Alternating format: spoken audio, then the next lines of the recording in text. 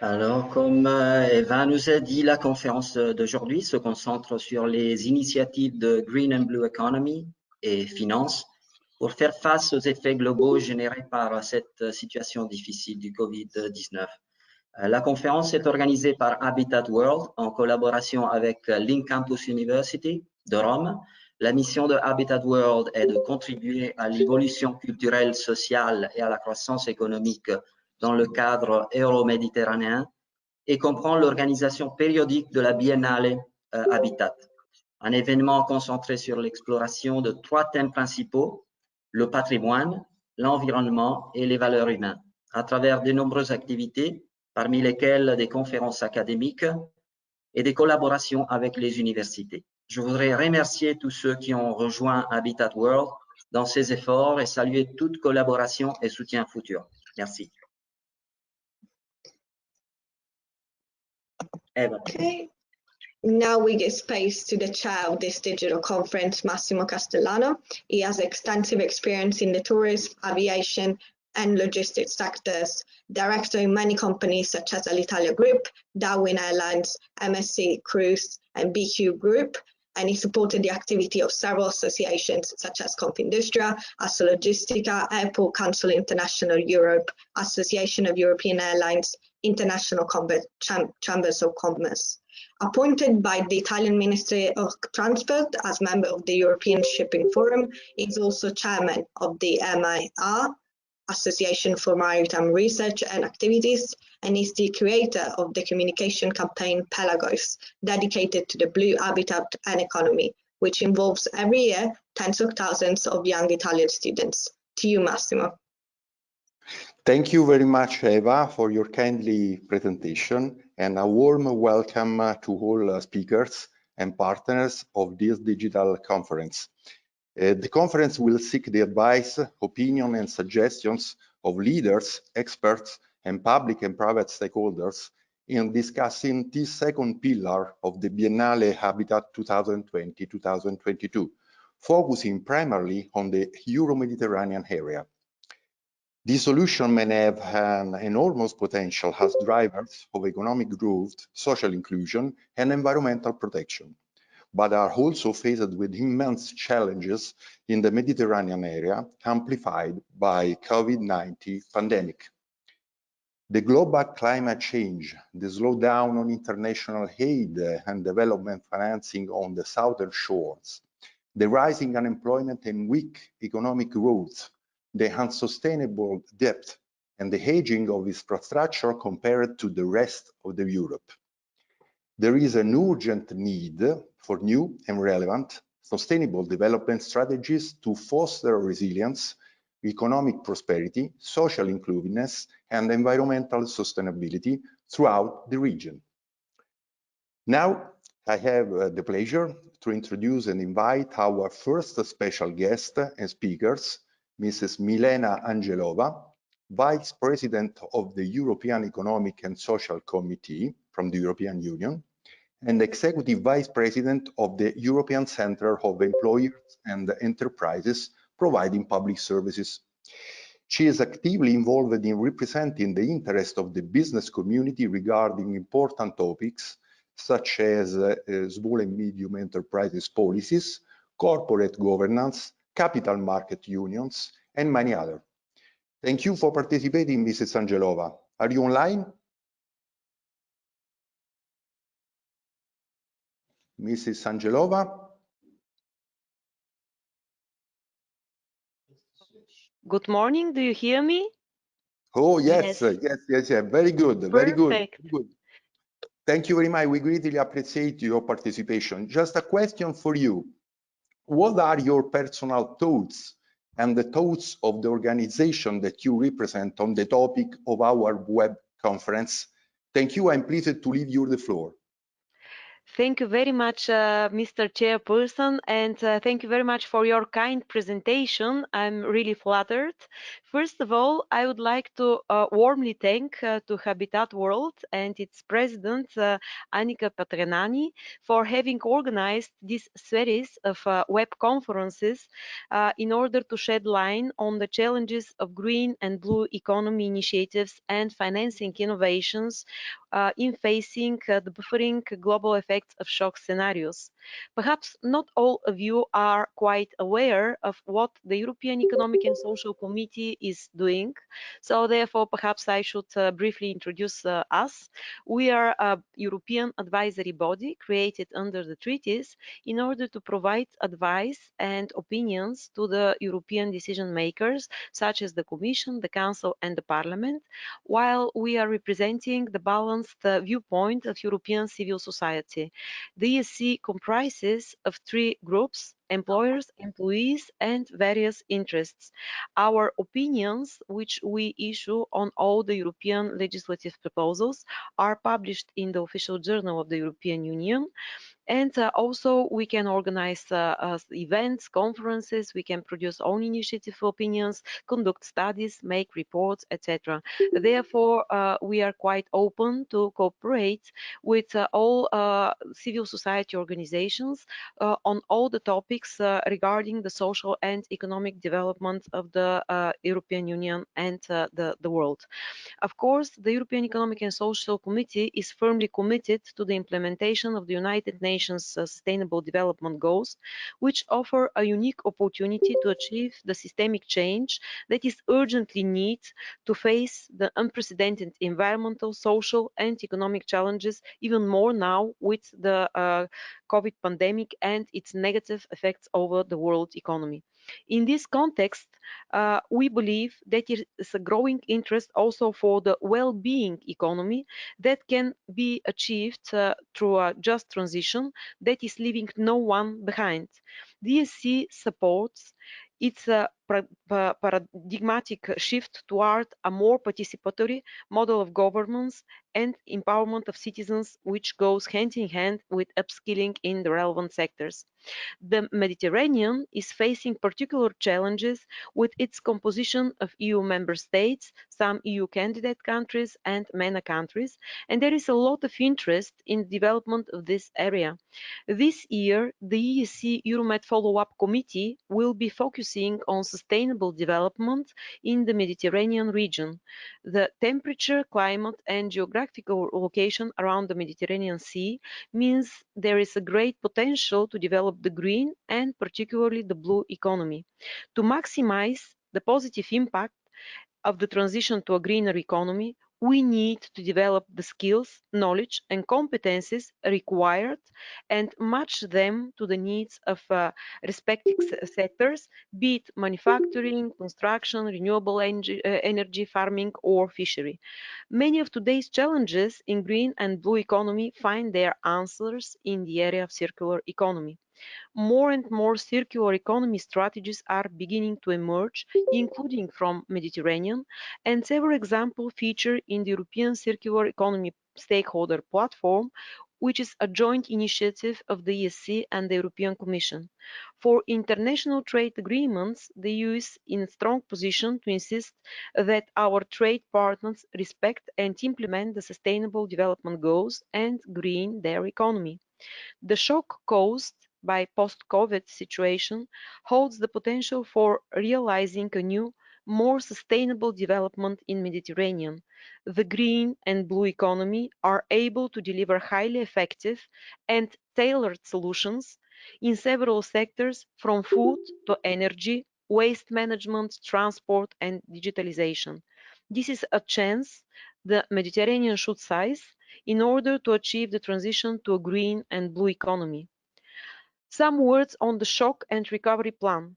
On top of the underlying climate crisis, the shock with the COVID pandemic presents new challenges.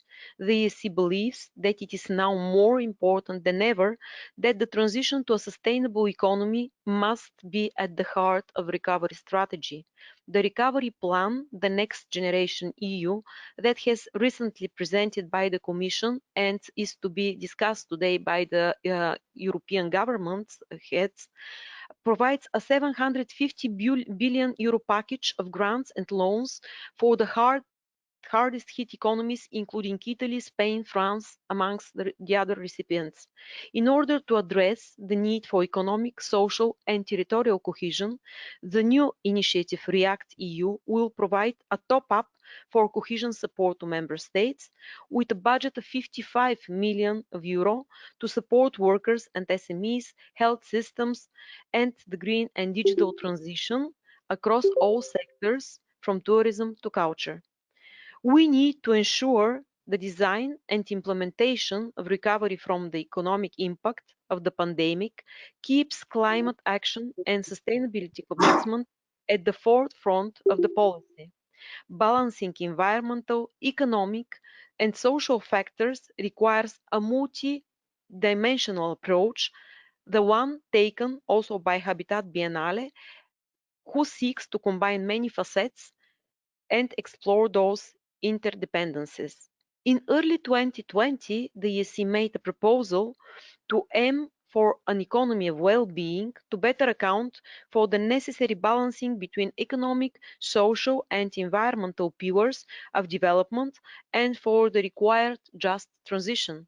The EESC has been advocating for a paradigm shift to a more participatory model of multi-stakeholder governance, including local and regional governments and civil society organizations of different kinds, including the business sector. As part of this shift towards a more inclusive model, we are currently exploring to create a structured engagement of young people into the making of tomorrow's solution.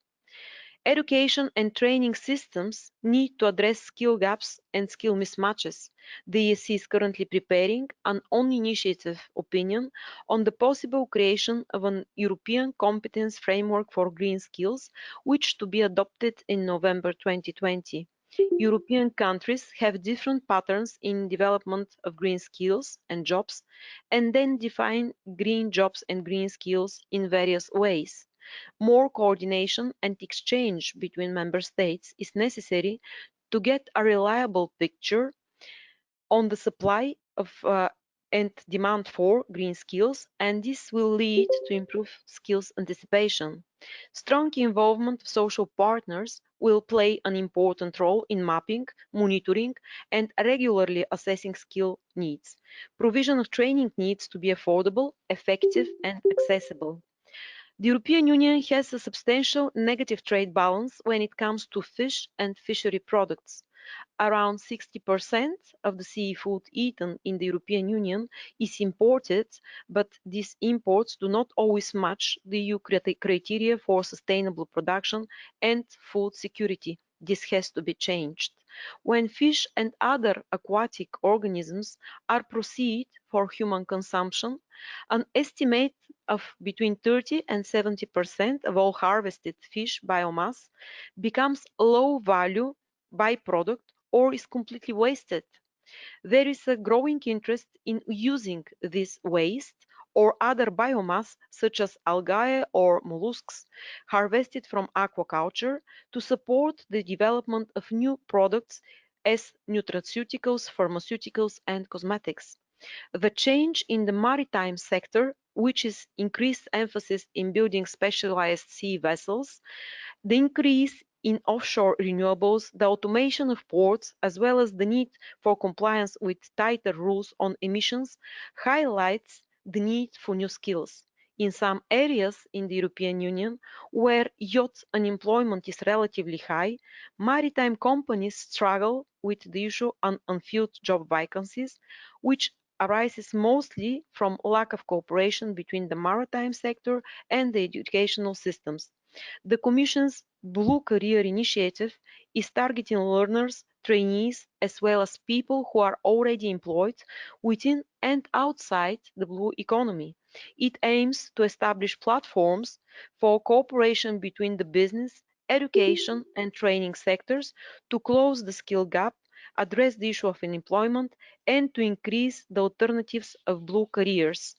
The EESC fully supports the special initiative for the sustainable development of blue economy in the Western Mediterranean and has called for a smart and resilient blue economy with a focus on skills development, research and innovation.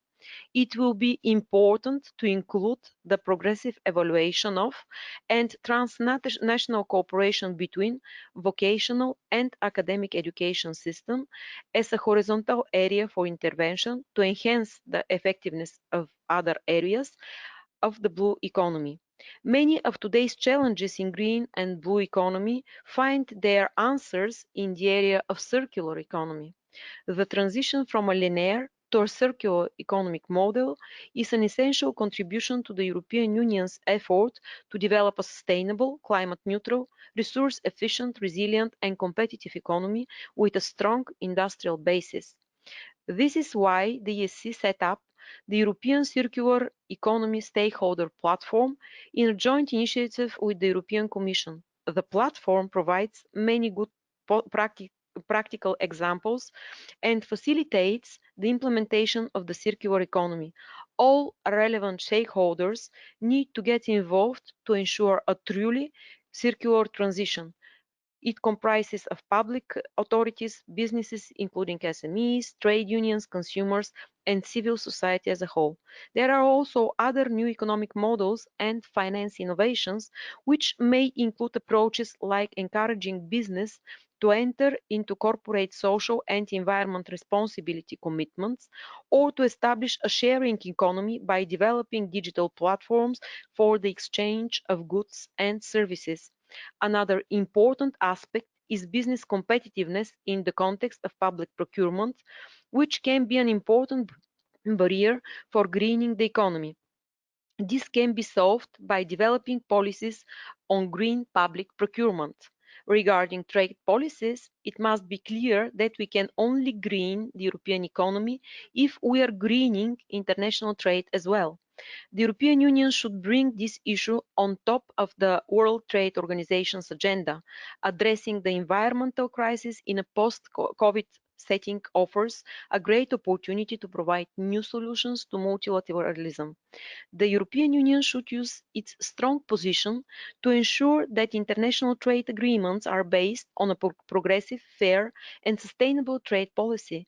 We must insist that our trade partners respect and implement the sustainable development goals.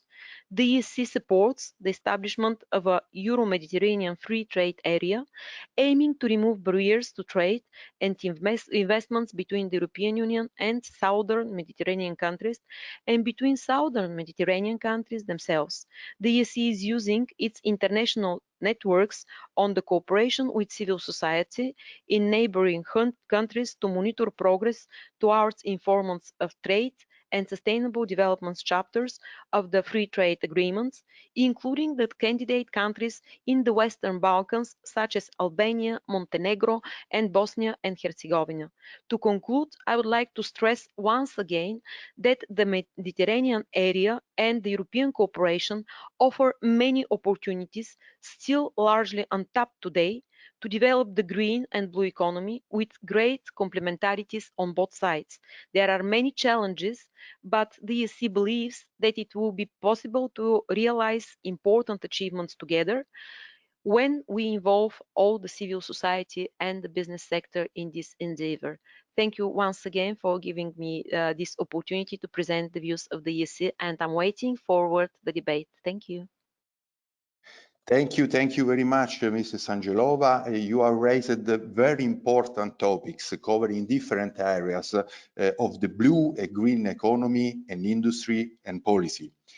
We will continue to work with you, taking your advice to focus on the mentioned European Circular Economy Platform, giving support to the creation of a Euro-Mediterranean free trade area, and surely improve cooperation between maritime sector and educational system, involving especially young people to contribute in the making of tomorrow's solution.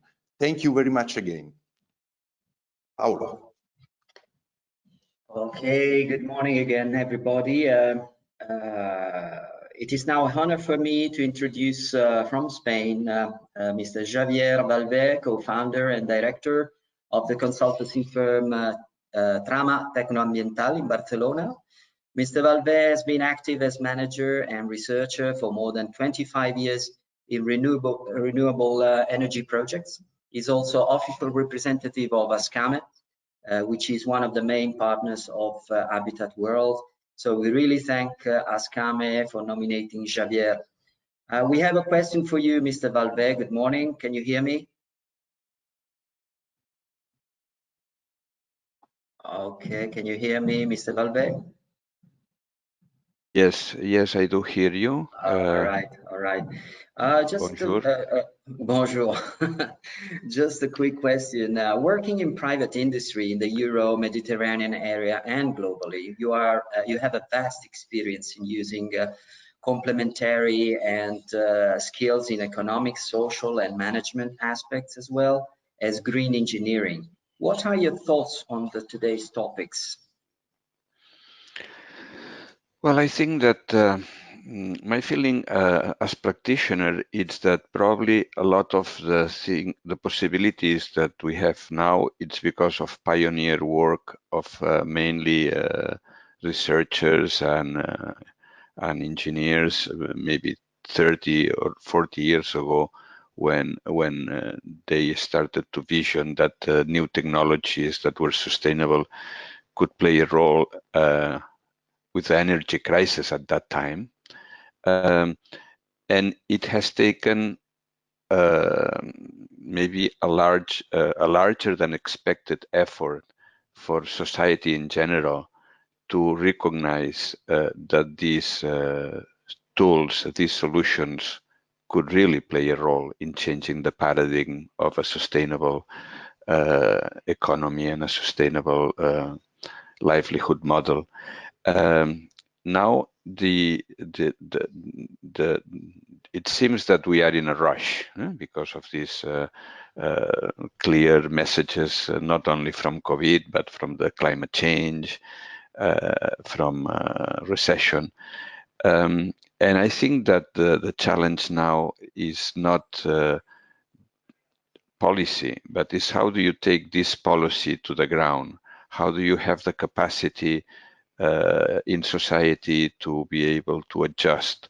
How do you have the skilled scientists or even in all the value chain? The challenge is to find the skilled persons, and probably this is going to be our bottleneck more than even, I would say, financial capacity.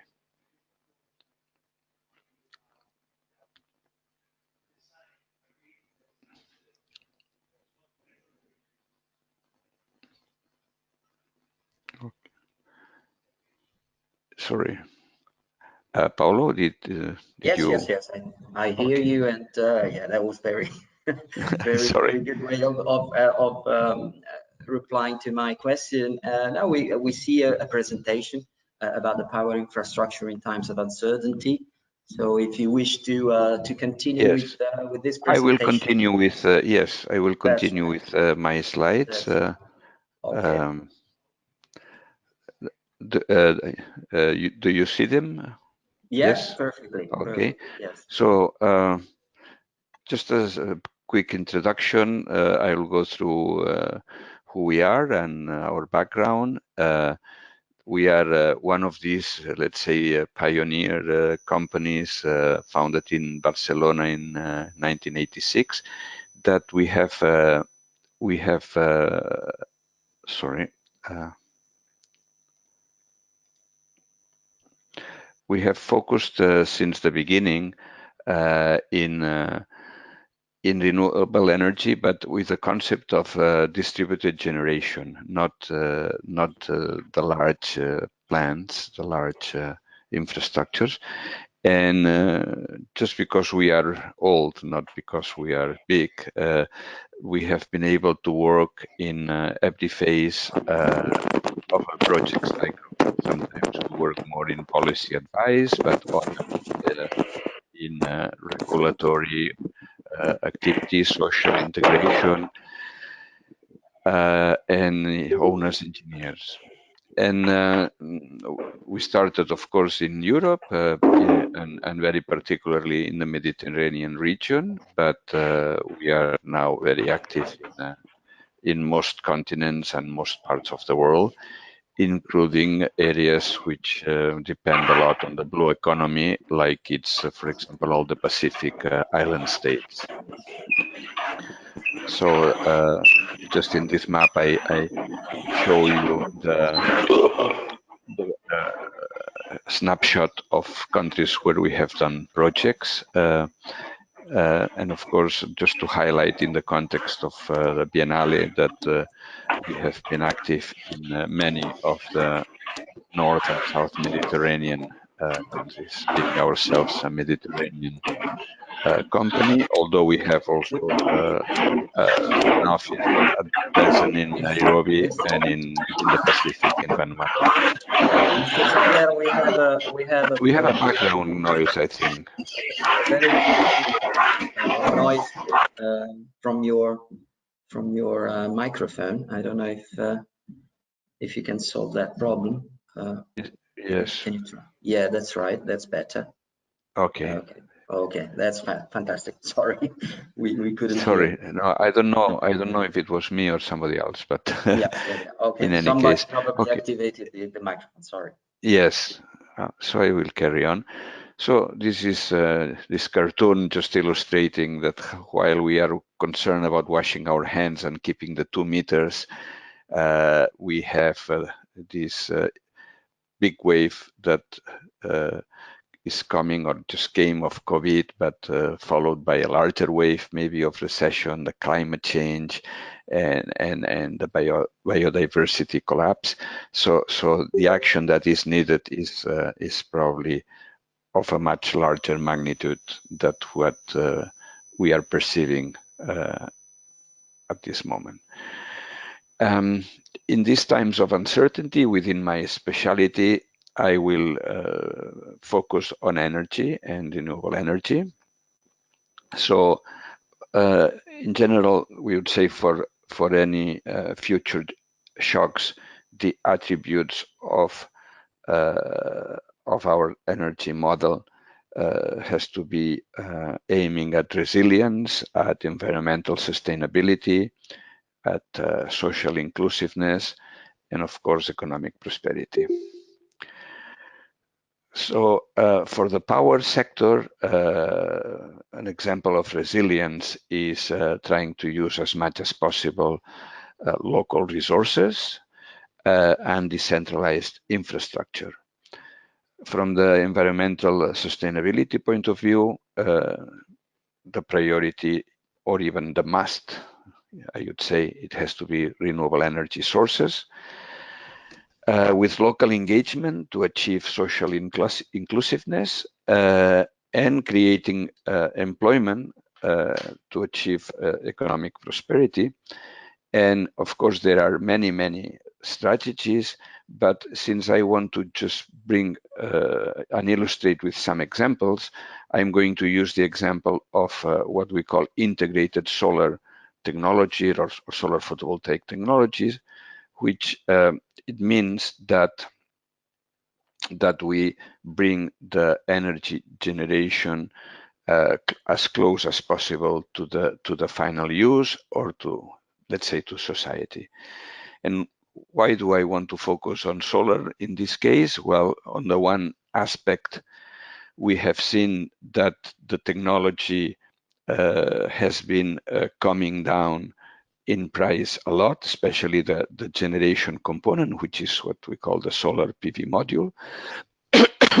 Excuse me.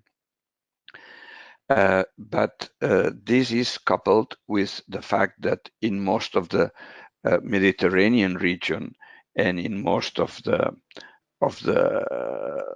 Sun Belt developing world, the resource is very high. Do you still see my camera, my presentation? We don't see your presentation anymore. I don't know who's managing that. Yes. If somebody is managing the presentation, please reactivate. Okay, do you see it now? No, not really, no. No, we don't. Okay, so I'm not sure if it's myself. Yes, by the way, if just to keep with the timing, Mr. Vallve, oh, that's right, fantastic. Okay. So if you can go ahead, so we can move forward. Yes. All right. That's nice. That's nice. Another consideration is employment creation, and this is part of a study that we did recently for Lebanon, where we correlated this technology implementation with direct creation of employment, and the rates are significantly high. So I'm going to give some examples. So when we talk about integration of solar PV, we can talk about simple integration to existing building infrastructure, which means that you use the fact that you have buildings that already have electrical infrastructure, that they are connected and that they have available surfaces, let's say on the roofs or on the parking lots, to install this solar generation equipment. And in that way, you reduce the cost or the impact that you would need if you wanted to do this on the ground in a rural area. The second level would be the static integration, which is that these components not only play the role of generating this decentralized renewable energy and using the building infrastructure, but that it creates a visual impact because even if it's an old building, like this example that I'm showing, you impact on the aesthetics of the building by introducing a new component. And the third level would be what we call functional integration, which is that the component that you introduce or you integrate from the design, it substitute some of the elements that you use in construction, for example, on the roof or cladding or brise-soleil.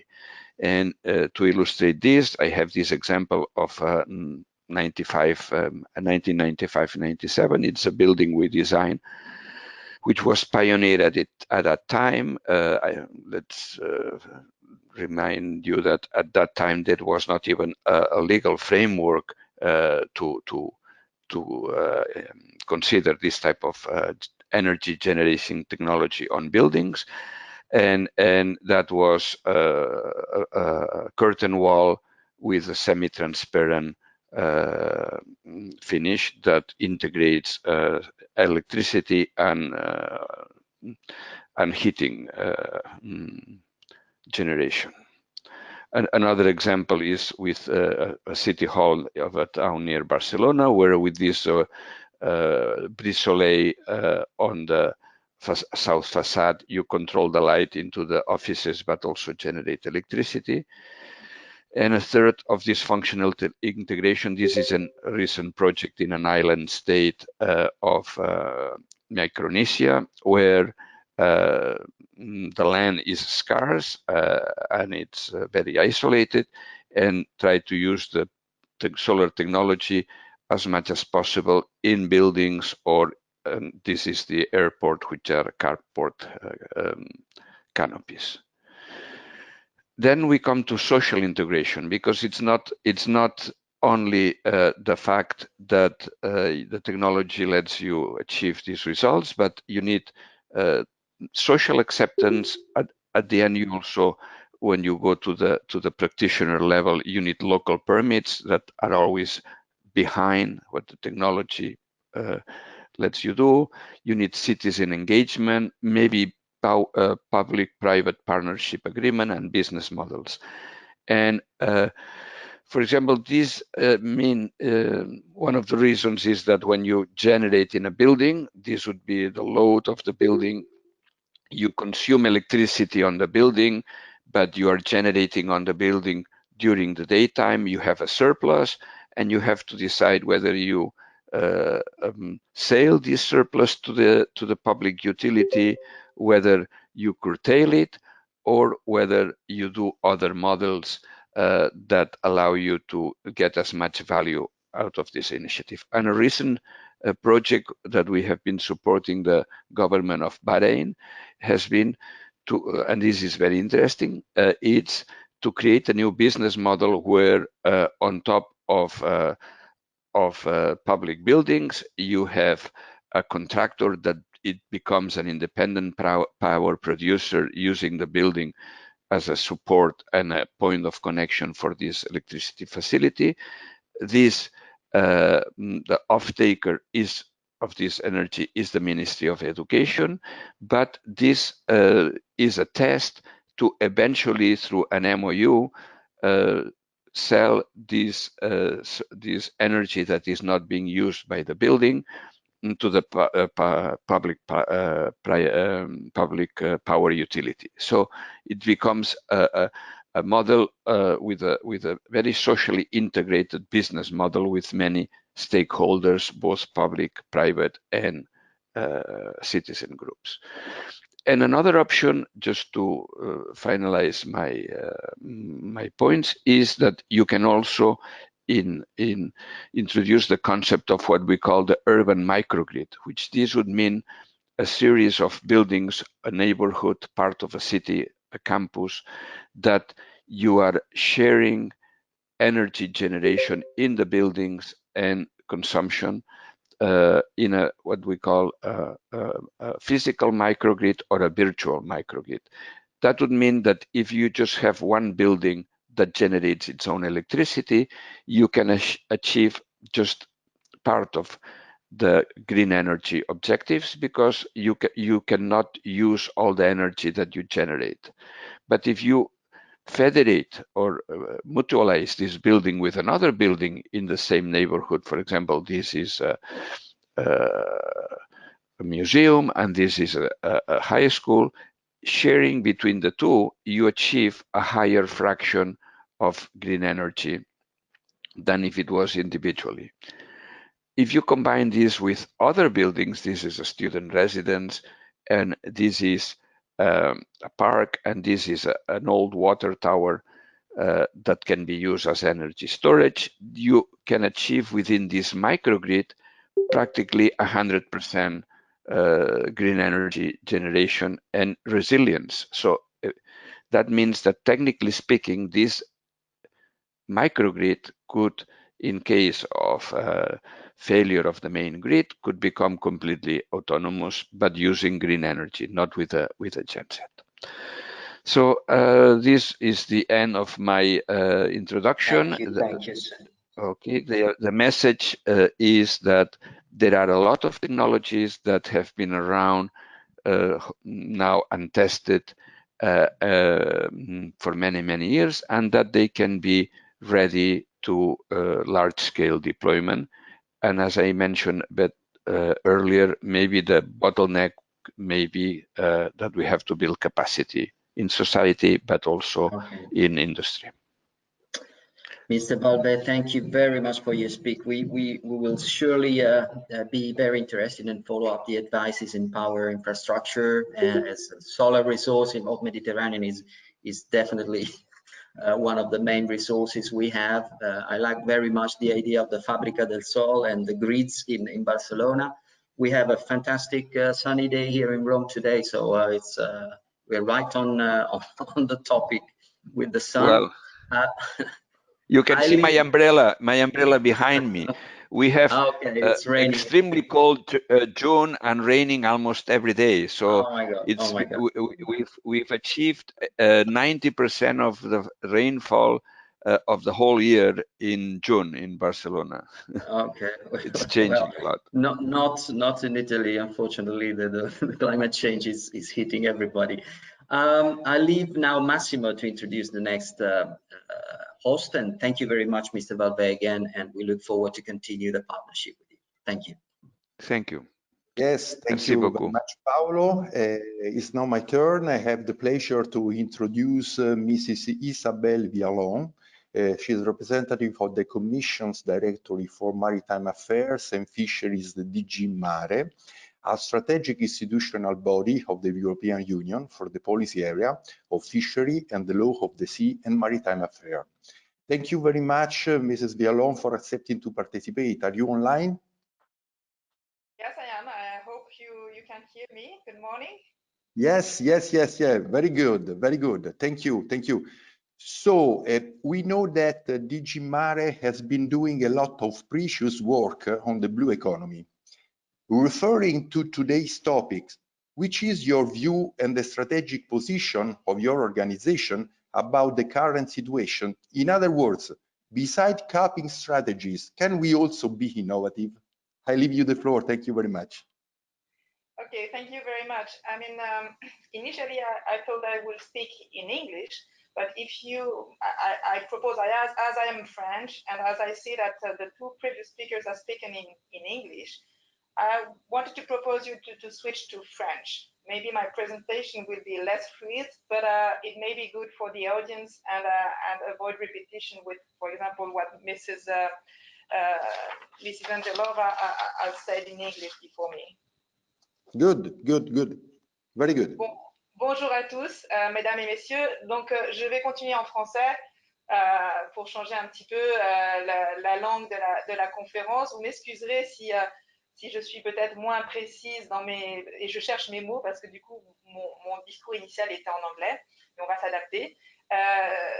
Je m'appelle Isabelle Viallon, je travaille en effet pour la Commission européenne à Bruxelles, dans la direction générale chargée des affaires maritimes et de la pêche, plus précisément dans la direction qui travaille sur la politique maritime intégrée et l'économie bleue, dans l'unité qui coordonne un peu les initiatives régionales. Et donc à ce titre, nous sommes actifs dans plusieurs plateformes méditerranéennes et peut-être j'ai eu le plaisir de rencontrer certains d'entre vous lors de réunions précédentes. Je vais essayer de répondre à la question qui m'a été posée en précisant un peu la vision de la DG MARE. Je voudrais tout d'abord remercier en fait Habitat World pour cette invitation qui, dans le contexte actuel, nous oblige un peu à penser sur le long terme. J'avoue que ces dernières semaines à Bruxelles, tous les services de la Commission ont été fort occupés par l'adoption de mesures d'urgence suite à l'épidémie de Covid.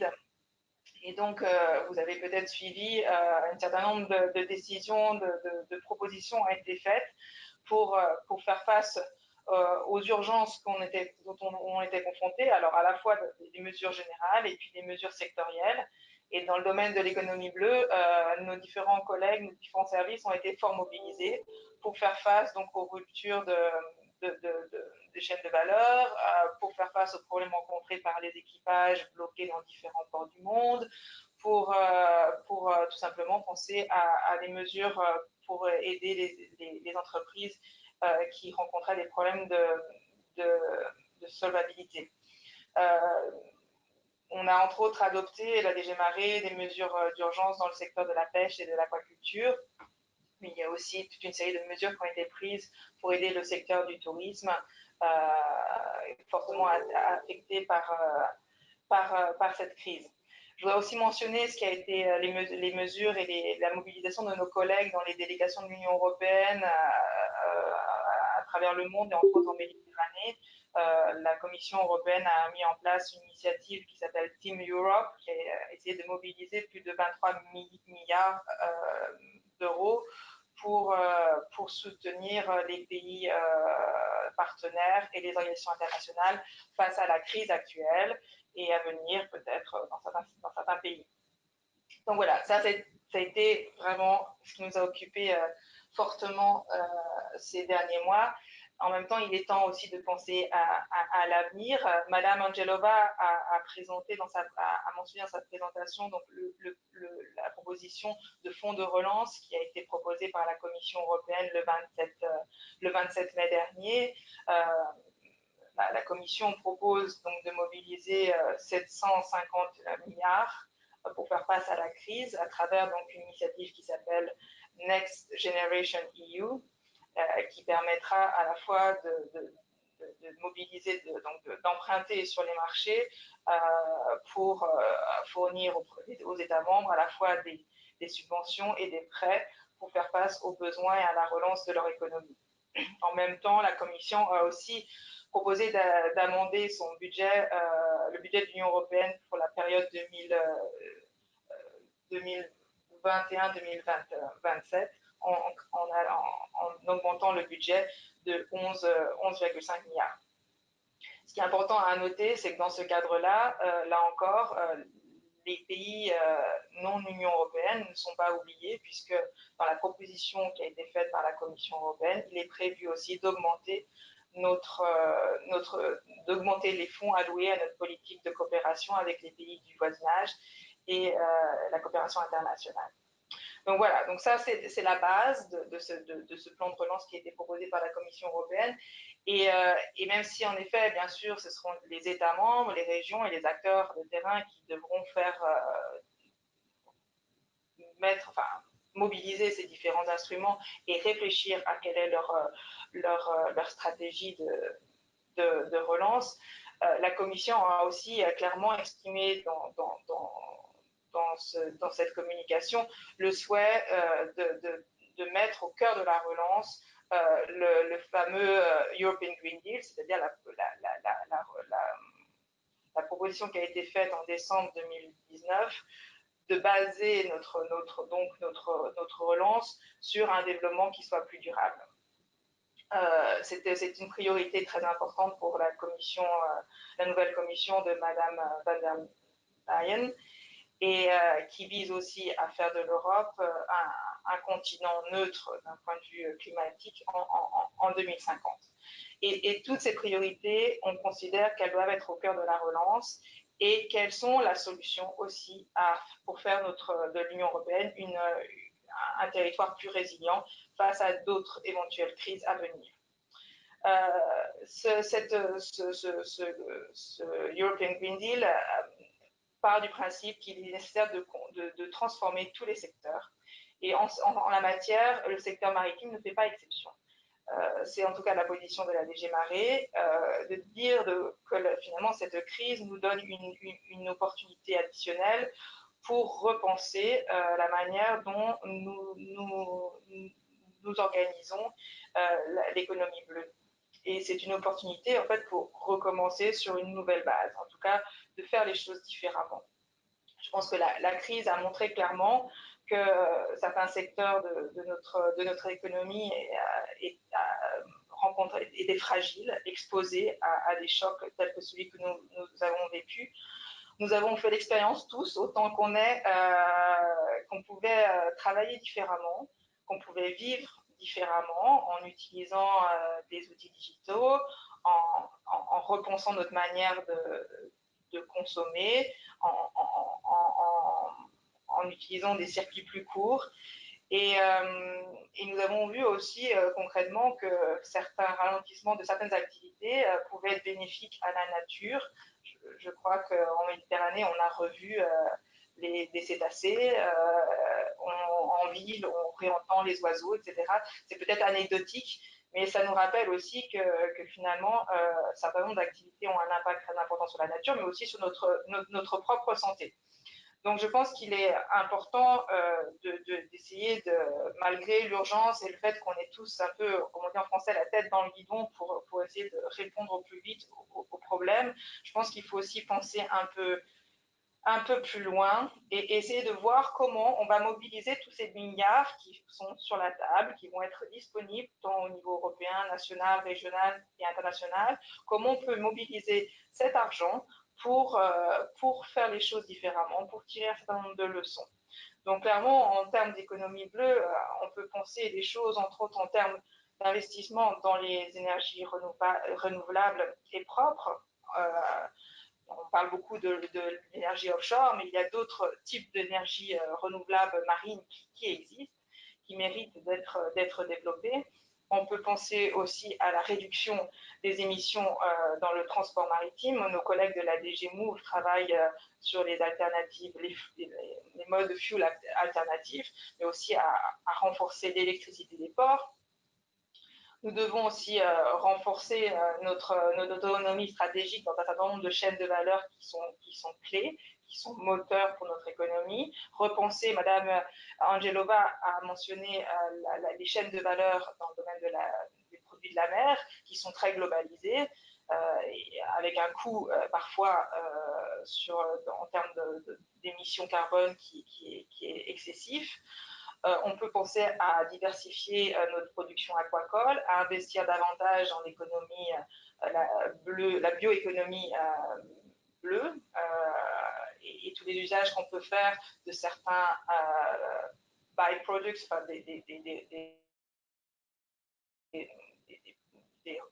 je sais pas comment on peut dire en français, je cherche mon mot, des déchets de certaines productions, ou en tout cas aussi à développer davantage l'utilisation des algues. On peut aussi penser à davantage de circularité dans la manière dont on fonctionne, que ce soit en termes de démantèlement des navires, par exemple, qui est un chantier important. On peut aussi investir davantage dans notre capital naturel marin et réfléchir à comment utiliser les mers et les océans pour faire de la séquestration carbone. On peut aussi réfléchir à de nouvelles manières de protéger nos côtes contre l'érosion liée au changement climatique, sans passer forcément par des grosses infrastructures, mais des nouveaux modes de gestion de l'érosion côtière. La liste est très longue, en fait.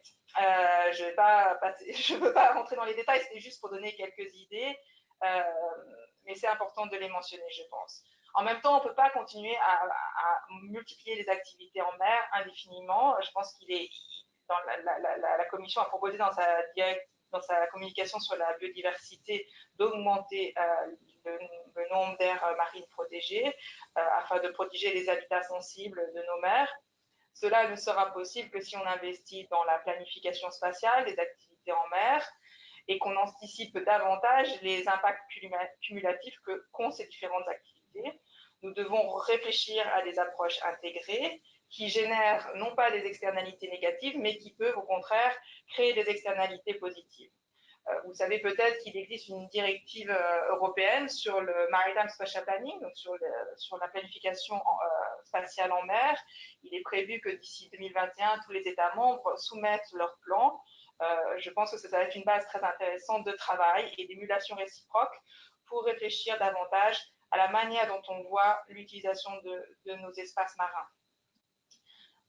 Pour faire il vous reste une minute, Madame Viallon, il vous reste une minute. Merci beaucoup, excusez-vous, mais il faut respecter le temps. Merci beaucoup, excusez-moi. Donc on pense, la Commission et la DG MARE pensent que l'économie bleue durable vraiment peut contribuer non seulement à répondre à des enjeux sociétaux importants, mais créer des emplois en Méditerranée. Cela nécessite forcément d'investir dans les compétences des gens. Madame Angelova a déjà mentionné une série d'initiatives qui ont été lancées par la DG MARE. Je sais que notre collègue du fonds BluInvest plus tard prendra la parole sur les outils qui ont été mis en place par la Commission pour essayer de stimuler l'entrepreneuriat dans l'économie bleue. Je pense qu'il est important qu'on pense tous collectivement en fait à comment changer notre manière de travailler en mer pour une économie bleue plus durable. Et on doit le faire non seulement entre pays de l'Union européenne, mais aussi avec nos voisins de Méditerranée. Et en la matière, je pense que l'Union pour la Méditerranée, l'initiative WestMed ou la stratégie européenne pour les mers Adriatiques et Ioniennes sont des forums importants de discussion, de partage d'idées pour avancer dans ce domaine. Voilà, donc je pense que la balle est dans notre camp à tous pour essayer de penser à une relance de l'économie bleue qui soit plus environnementale, plus sociale. C'est le seul moyen pour atteindre notre obligation de neutralité climatique. Voilà, je termine ici alors et reste disponible pour toute question plus tard. Au revoir. Oh, merci beaucoup. Thank you, Mrs. Viallon, for your contribution, your vision, and the strategic approach that you have offered to us, which I'm sure will be further supported later by one of our next speakers, Mrs. Daniela Cedola from PricewaterhouseCoopers, with regard to the BluInvest platform. So thank you very much, and now we move to Paolo.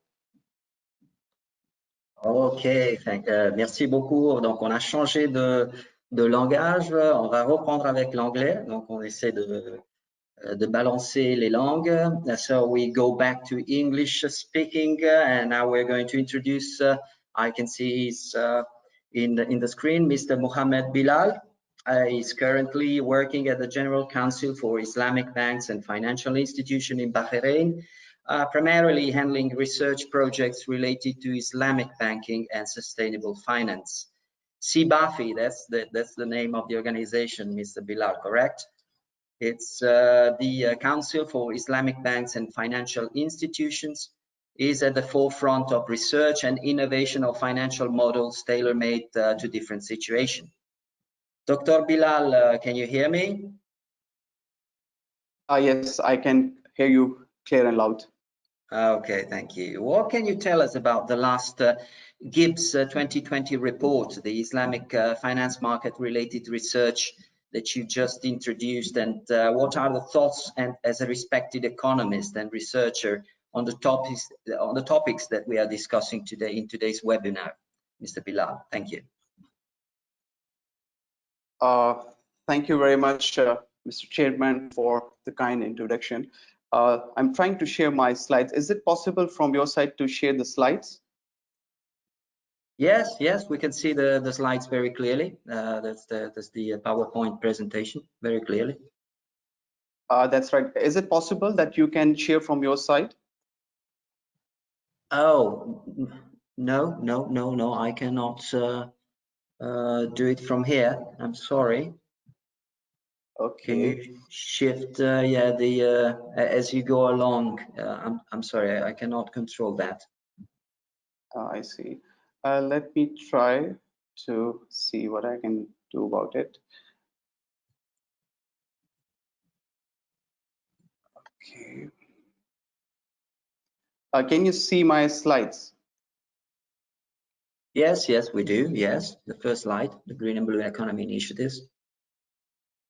Yeah. Okay. It changed screen also. Is it possible for you to continue with another presenter so that in the meanwhile I can fix this? Oh yes, we can go along and move to next one, which is Daniela Cedola. I let Massimo introduce Daniela Cedola. Well, I will pick you up after that speech. Thank you, Mr. Bilal. Yes, sure. Thank you, Mr. Chairperson. Okay. Yes, first of all, just a technical communication. I kindly ask you to all participants of the digital conference to stop the webcam in order to have only the speakers time by time on the screen and to maintain operative all the speakers webcam. Thank you very much. And now it's time to introduce Mrs. Daniela Cedola. She is program manager of BluInvest and director within PricewaterhouseCoopers Consulting Public Sector, based in Luxembourg. She is a specialist in acceleration and internationalization of small and medium enterprises. Mr. Cedola? Mrs. Cedola? Hello. Can you hear me? So Good? Yes, perfectly. I hope you can hear me as well. Okay, And, cool. Just a simple question for you. First of all, thank you for your participation to our conference, and we have the pleasure to ask you to help us and explain in deep the BluInvest platform works and what are the objectives and results expected by the operation of this platform. Thank you. Thank you very much. I'm just trying to adjust a little bit my screen here. I hope you can see it well. Yes, See good. Okay, let me just put on presentation mode, and I guess you can see it now. So BluInvest is an initiative by the European Commission to which us at PwC have been contracted to run due to our experience in business acceleration and investment readiness of SMEs. So this is a project that is running for the next 3 years. I mean, it started last year and it's going to be available until 2022 so far. And it's about promoting innovation investment readiness, development of SMEs, and obviously job creation, economic development for the blue economy. So the project, if I move around just a little bit, is about also bridging the gap, the financial gap that we have for SMEs in the blue economy. So as probably some of you know, finance is one of the main issues for SMEs all across Europe. We have a 90% of SMEs in terms of employment in Europe, and then there is a big gap, especially for those small and medium enterprises that are in the region of 2 million to 15 million euro in terms of investment. So that there is a number of grants available. There are resources for research and innovation. The European Commission puts a lot of resources also on the market to support the development of technology. But then when it comes to commercialization, to a higher level of maturity of SMEs, that needs that investment to be able to scale up, you know, to get out of the initial prototypes or the first clients and become really a true player in the market. There is a finance gap. So the idea is to create a platform, is a co-investment platform, but also a community that would allow companies to have access to more investors, to have a better readiness to be in front of investors as well, and then be more successful.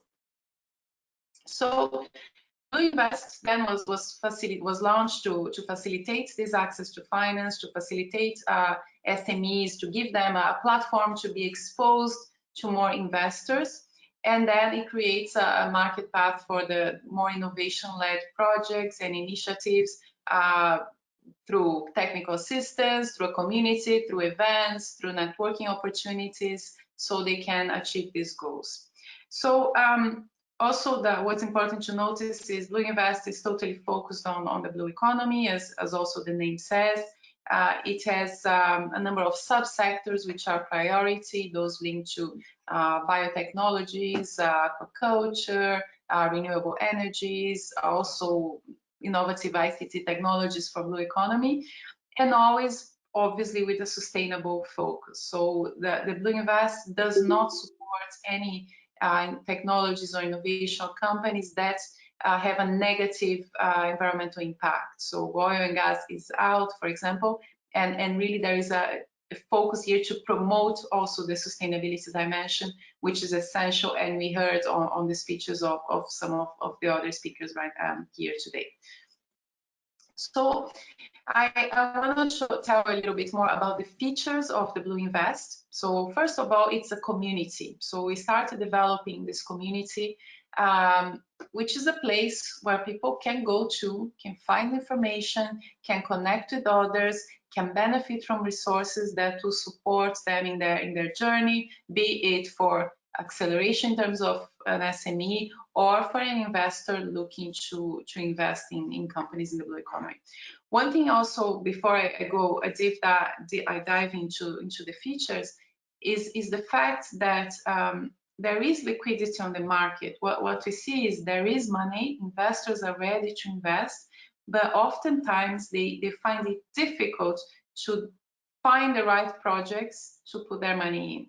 Projects or even the SMEs, the companies already operating. So there is a mismatch also in terms of availability of investment and good targets for this.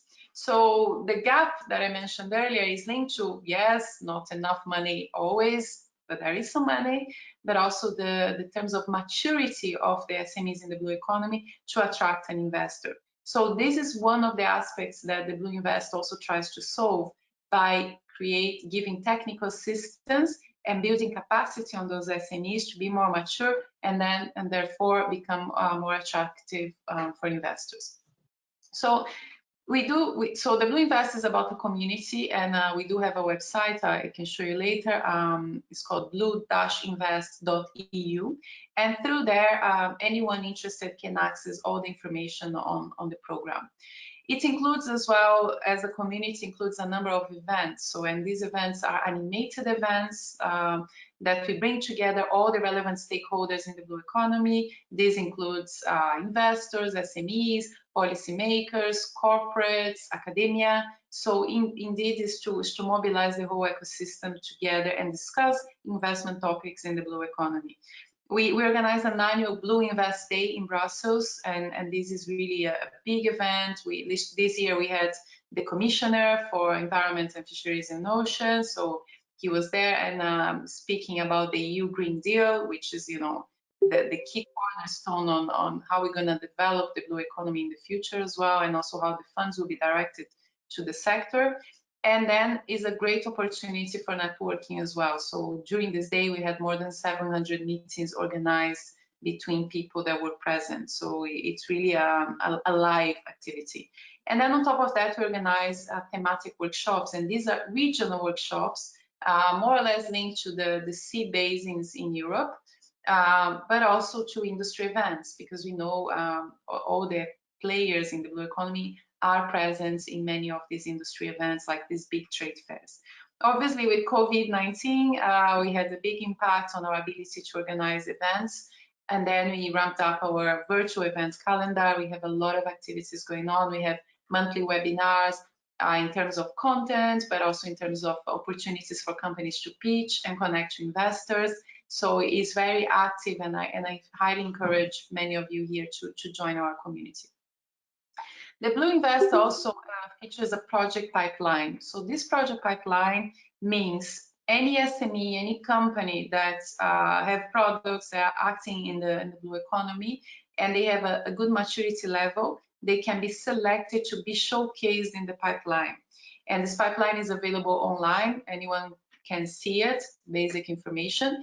But the main target of this pipeline is to promote these projects and SMEs directly to investors. So our job as an animator of the community is really to engage with these investors and make sure they are aware of the pipeline, and it puts people in contact. So it's another element to facilitate investment for SMEs in the blue economy. The BluInvest also provides readiness assistance for SMEs. So the program in the 3 years will provide assistance to 200 SMEs in terms of investment readiness. So each SMEs get for free, as part of the program, 10 days of coaching in investment readiness topics or also market development topics.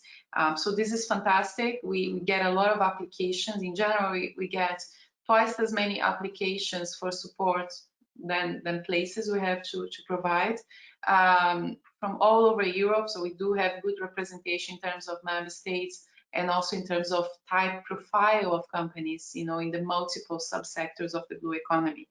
And we highly encourage people to apply, and I'm going to show you very quickly the deadlines. We have coaches, you know, and these are coaches that we select as specialists in the business topics. We're coaching the companies, and also with the specialization sometimes in the blue economy. Not always the case. Sometimes we have a coach that's more investment specialist, but this works well as well. And they are fully selected based on capabilities and certified by the program in order to be able to, you know, support our companies. There are the BluInvest grants, and some of you probably will be familiar with EMFF grants or the Blue Economy Window. So these are annual grants provided by the Commission that supports development of projects in the blue economy. On average, the grants are up to 2.5 million, and then they receive a number of proposals so they can select who will be receiving the grants. So the window was published last year in October. The evaluations happened in May, virtually again, and then they will announce the results very shortly in the next week or so, or 2 weeks. And then there will be a new Blue Economy window, again, a call for applications for the grants. This will be launched in autumn. It's not confirmed the date yet, but we know it's coming as part of the program. So stay tuned for this as well. And finally, one topic that raises a lot of interest from people is the BluInvest Fund. So this is a fund that's being financed by the EIB, is managed through the EIF, the European Investment Fund. It's a fund of 70 million. It's actually a fund of funds. So this is available to fund managers investing in the blue economy. They can apply to the funds. so they can have access to these resources and then invest in specific projects in the blue economy. They have to be sectorial focused, but also have a sustainability impact. So anyone here that is interested in the fund as well can get in touch with us, and then we can make the bridge with the EIF. For information, the EIF launched finally a call for fund managers. So this is available on the website. I can provide the information later, and then people can directly apply. This is fund managers. If SMEs are interested, then they need to go through other investors because it's a fund of funds, as I mentioned. So I know I'm conscious of time, so I'm going to skip the details of the platform because I explained them before. And there are a couple of things I want to show you as well. So in terms of assistance, so readiness assistance for SMEs, the platform has 9 cycles of assistance that will run until May 2022. Okay, so right now we have a call for applications open until the 31st of July, and any SME interested in receiving coaching, especially for investment readiness, they can apply directly on the website, and then they will be, when they are selected, then they have a window of 6 months to receive this 10 days of coaching, up to 10 days of coaching. And right now we have actually 79 projects / SMEs that have already been selected and are currently receiving one-to-one coaching. So this is working really well. It's a cyclical process. We are starting to come to have the conclusion of the first assistance cycles and getting extremely good feedback from companies. And then companies receive then opportunity to be part of the workshops, of our pitching events. So, you know, they not only receive assistance, but they are in a community where they can get a lot of exposure and then hopefully help them to get investment or mature on the market and grow. So that's the idea of the platform. In terms of packages assistance, so here just for you to see, and we will share the presentation later on, where you can see the types of assistance companies can receive, and then some names of participants that were receiving the support, and it works really well. So please spread the news to your networks. One more thing I want to show you is our events calendar. So as I mentioned, we have thematic workshops which are linked to events, trade fairs. You know, here you have a list of some of the trade fairs we are coupling our workshops with. But this is, you know, ongoing because we don't think we might be able to do all these physical events due to COVID. So then we're going to organize them virtually. We're organizing corporate days as well. So we're calling big corporates to support the blue economy and then organize an event within their premises where we bring 10 to 15 SMEs that are then able to pitch to this corporate and potentially establish a business collaboration, become a supplier. You know, so it's a fantastic market access activity for SMEs. It's crucial, it's highly needed and appreciated by SMEs, so we push that as well. It's quite important. We have corporate webinars, investor webinars, community webinars, e-pitching sessions, corporate roundtables that we are planning to organize as well, and investment readiness webinar. So it's a heavy calendar, a lot going on, a lot of resources for the SMEs in the blue economy. So thank you very much. Thank you very much, Mr. Cedola. We have clearly understand the potential of the platform. We are talking about community, academy, events, coaching, grant, fund, a very complete program.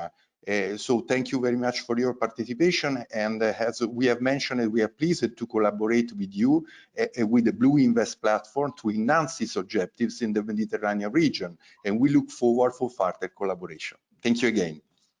Paolo. Thank you.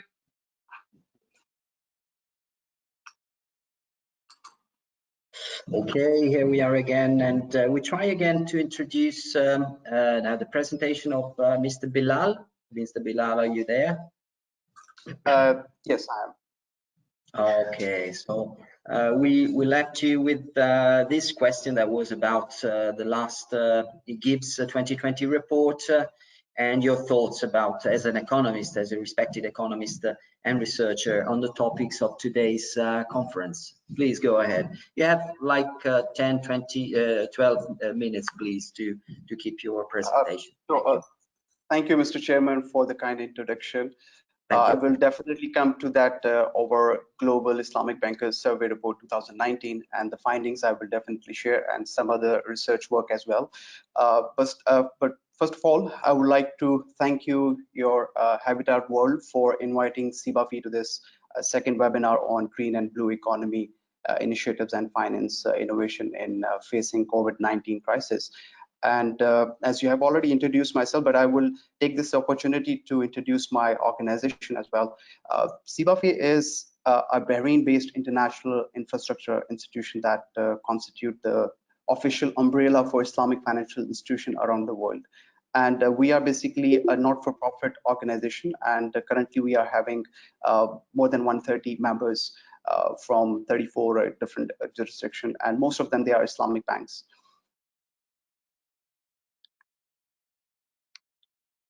Okay, so if I share our strategic objectives that are three, reflect our strategic direction.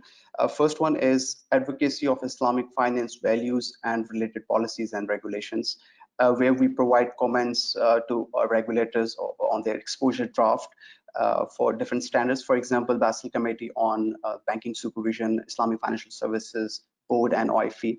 And beside that, CIBAFI also provide comments to international organizations on their documents that are, of course, related to Islamic financial services industry. For example, World Bank, Financial Services Board, or IMF, and G20. And to further to create awareness and share information, CIBAFI also organize different events throughout the years. For instance, giving you one example, CIBAFI Global Forum and others are roundtable meetings and international seminars in different countries and regions. So to understand the second strategic objective of research and innovation, which is very much important for us, because I'm also going to share many findings of our recent and previous research publication and work. So we are basically issuing various periodic publications that are mainly based on primary data, or we collect data through questionnaire surveys. Giving one example, that Global Islamic Bankers Survey, this is our annual report where we distribute the questionnaire survey to our member banks, and they respond to our questionnaire. And then we have joint collaboration with other international organizations like World Bank and United Nations on Sustainable Development Goals. And we also issue our CIBAFI briefing.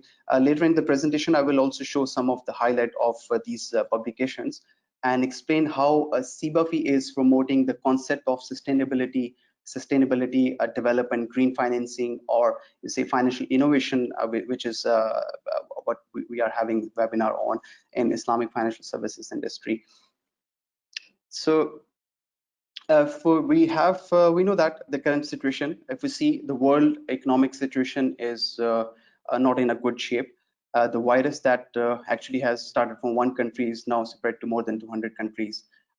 We have seen that international travel is on halt, trillions of dollars in lost economic output. We have seen that millions of people have been unemployed in last few months, and the numbers are growing. That is the most worrisome thing. So in the result, the global economy, which was expected to grow by 3.3% into 2020, according to IMF, and now would decline by 3%. So this is something which is really alarming. So now if we talk about the response, or you can say that the government measures and response, we have seen that in response to COVID-19 crisis, there are some unprecedented macro policy easing responses by different governments throughout the world. If we talk about developed market countries, we have seen that they announced to spend an aggregate 7.6 trillion US dollars in overall fiscal support measures. And when we see the emerging market countries, they have announced a modest $1.2 trillion. But if we have a quick comparison between this crisis and the last, which was global financial crisis 2007 and 8. At that time, we had these kind of, you can say, fiscal easing measures, only 3 to 4% of total GDP. But here we are talking about more than 12% so far, and it is also expected to grow further. Now, seeing the magnitude of the COVID-19 crisis, I believe there is no single government in the world or financial institution that have enough resources or funding to resolve the problem alone. So the private financial sector must come forward and be a part of the solution. At the same time, we have to ensure that this solution is more sustainable in all possible ways or aspects, like socially, economically, as well as environmentally. Moving forward to our industry, which is Islamic financial services industry, we believe that the advantage that makes Islamic finance as a viable solution is the philosophy of Islamic finance, which is based on principles of Islamic law. Now, these principles that are also listed here, as you can see, the 6 of them, that they are actually naturally aligned with the concept of sustainability and sustainable development goal. It is because Islamic finance offer socially responsible and sustainable financial products and services to its clients. For example, Islamic finance does not allow you to rent money for interest like in conventional finance, where banks lend money to their customers and charge interest without sharing any risk in the project. But on the other hand, Islamic finance promote risk sharing through partnership in the real businesses. So it basically connect the financial world with the real economy. So other examples of Islamic finance in partnership-based products are Musharka and Mudarba, and also green and social sukuk, which we call it Islamic bond, which is alternative to conventional bond. Just to give you a glimpse of recent Islamic financial market growth, we have seen that from past like 2 decades, there is a positive growth in the Islamic financial services industry, and it is expected that the market size will reach to 3.5 trillion by 2024. So if we divide the segments, we have 3 major segments in Islamic financial services industry. The first one is Islamic banking, which represent the largest portion, more than 71%. The second is Islamic capital market, 27%, where we have Islamic sukuk, Islamic bonds, sharing the major part. And the third is Islamic insurance, we call it takaful, which represent only 1.3% of the total market size. So if we talk about Islamic banks in COVID-19 crisis, so far they are in good shape in terms of liquidity and also the capital adequacy ratio in comparison to global financial crisis of 2007 and 2008. But this is definitely for short term because situation is changing, is developing because of COVID-19. So we can't really predict the situation will be in medium or long term.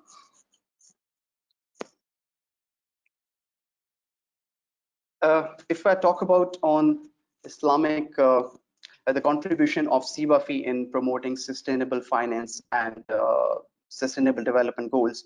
So at CIBAFI, we conduct research and produce multiple various publication on trending topics that our members are interested in, of course, which are also relevant to the development of Islamic finance services industry. One of these publications, which you have also mentioned, is Global Islamic Bankers Survey. So now we'll try to share some of the findings which we have gathered from our member banks in 2019 that are relevant to sustainability concept and sustainable development goals.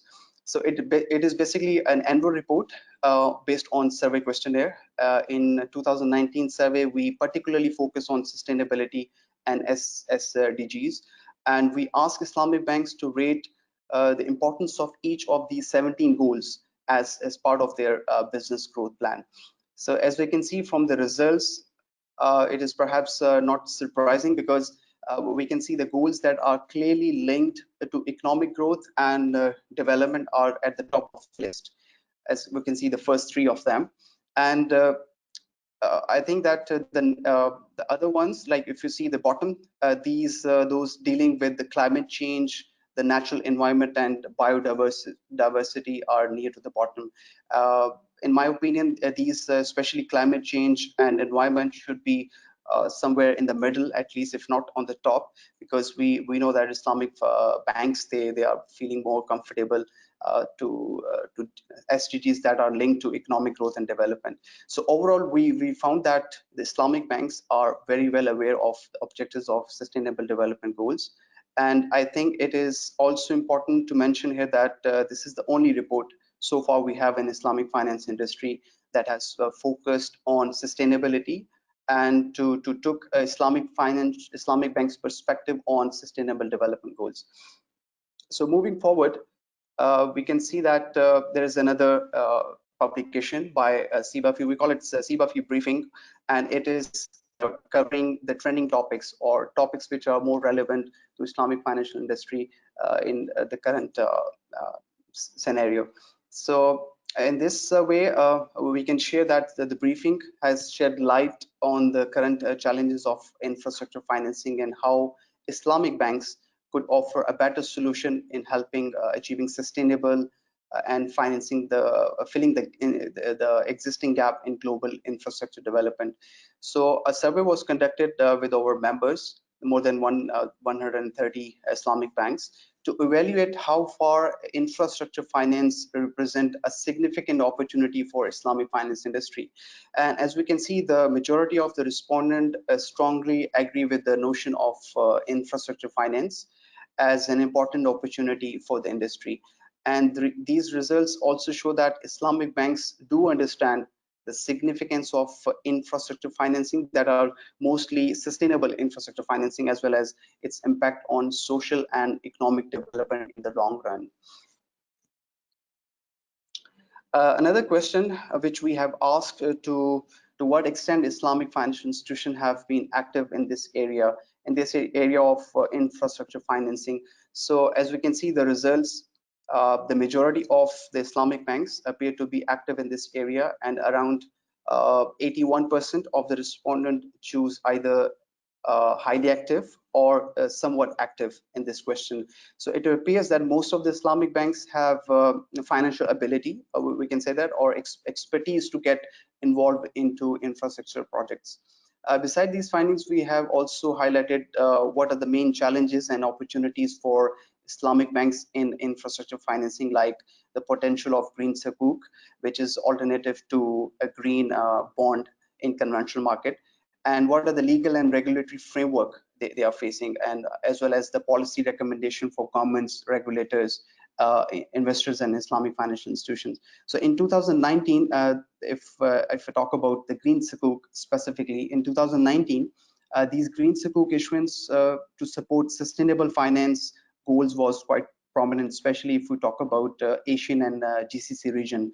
And we also expect that this trend will grow as green sukuk are in demand for asset managers to increase sustainable investment due to two reasons. One is that investors are more interested, so there is a growing demand from the investor side, as well as the regulators in different countries. They are offering different incentives and starting different initiatives to encourage sustainable development. If I talk about the awareness and knowledge sharing, that how CIBAFI is contributing to promote awareness and to enhance knowledge sharing in Islamic financial services industry in this regard. So in CIBAFI, we basically believe that awareness and knowledge sharing is very important for Islamic finance to grow, and even not even in Islamic countries, but also outside the Islamic world, like in Europe or Mediterranean region. So we continuously work on different projects to advocate for Islamic finance and raising awareness through various initiatives and programs, for example, our international forums and knowledge sharing session with in different countries. So like executive knowledge sharing forum on role of Islamic finance in achieving the sustainable development goals is one of the example. This forum was organized in collaboration with the United Nations in Bahrain, with the objective to have an overview of sustainable development agenda and to provide a common platform for sharing different views and discussion amongst different parties regarding sustainability and financing of SDGs in this region and beyond. For Mediterranean region specifically, we have a series of forum on Islamic finance, where one of the forum was held in 2017, where we have discussed how Islamic finance can play a key role in Mediterranean markets, and what are the potential areas of growth and challenges for Islamic finance, including Islamic banks, Islamic insurance, and Sukuk. In another forum, which was held in 2019 last year, where we have discussed sustainability within Mediterranean region and how Islamic finance innovative solution can play a supportive role in sustainability attainment and economic development in the region. So all these activities are there to promote awareness and share knowledge on Islamic finance in outside the Muslim world, like I have explained in Europe and Mediterranean. So in conclusion, in the end, I would like to conclude my presentation by saying that we have taken many positive steps, no doubt about it, towards long-term sustainable development, but there is a lot more to be done that needs to be done, specifically after this COVID-19 crisis. And that is also important to make our economy, our environment, and society together more resilient against any such crisis in the future. And I believe that it is possible if we as a private financial sector, we fully embrace the concept of sustainability and promote green economy initiatives, as well as we work together achieving sustainable development goals. So I thank you once again for giving CIBAFI this opportunity to share our contribution towards green economy and finance innovation in global Islamic financial services industry. And of course, I'm looking forward to the debate. Thank you, Mr. Bilal. Thank you very much, and for the very interesting presentation. And we understand now more about the CIBAFI organization, and we have been also very, very glad to hear and to be able to share possibly the best practices like those mentioned in the Islamic finance principle that you mentioned, and a clear view of the CIBAFI goals about the infrastructure finance, which is very important and promising for to get out of this crisis. Now, I would like to, so thank you, Mr. Bilal. Now, I would like to move forward to next guest, which is French speaking. So I'm going to switch in French. Bonjour à nouveau. À nos amis francophones, je vais introduire maintenant le docteur Nogrou, conseiller municipal à la Marsa en Tunisie et président de la commission hygiène, santé, environnement et réseau Megara des villes durables. Le réseau Megara est l'un de nos fidèles partenaires de Habitat World et nous remercions son représentant et orateur, le docteur Nogrou, expert dans ce domaine. Bonjour, monsieur Nogrou. Bonjour, bonjour à tous. Est-ce que vous m'entendez? Très bien, monsieur Nogrou. Merci. Particulièrement heureux d'avoir la présence du Maghreb aujourd'hui dans notre conférence. Je vais vous demander en synthèse, que pensez-vous des effets de la pandémie de Covid-19, les effets qui se sont sentis dans le monde entier et qui vont bien au-delà de notre santé. Et quelle est la réaction de votre organisation? Merci, monsieur Nogrou.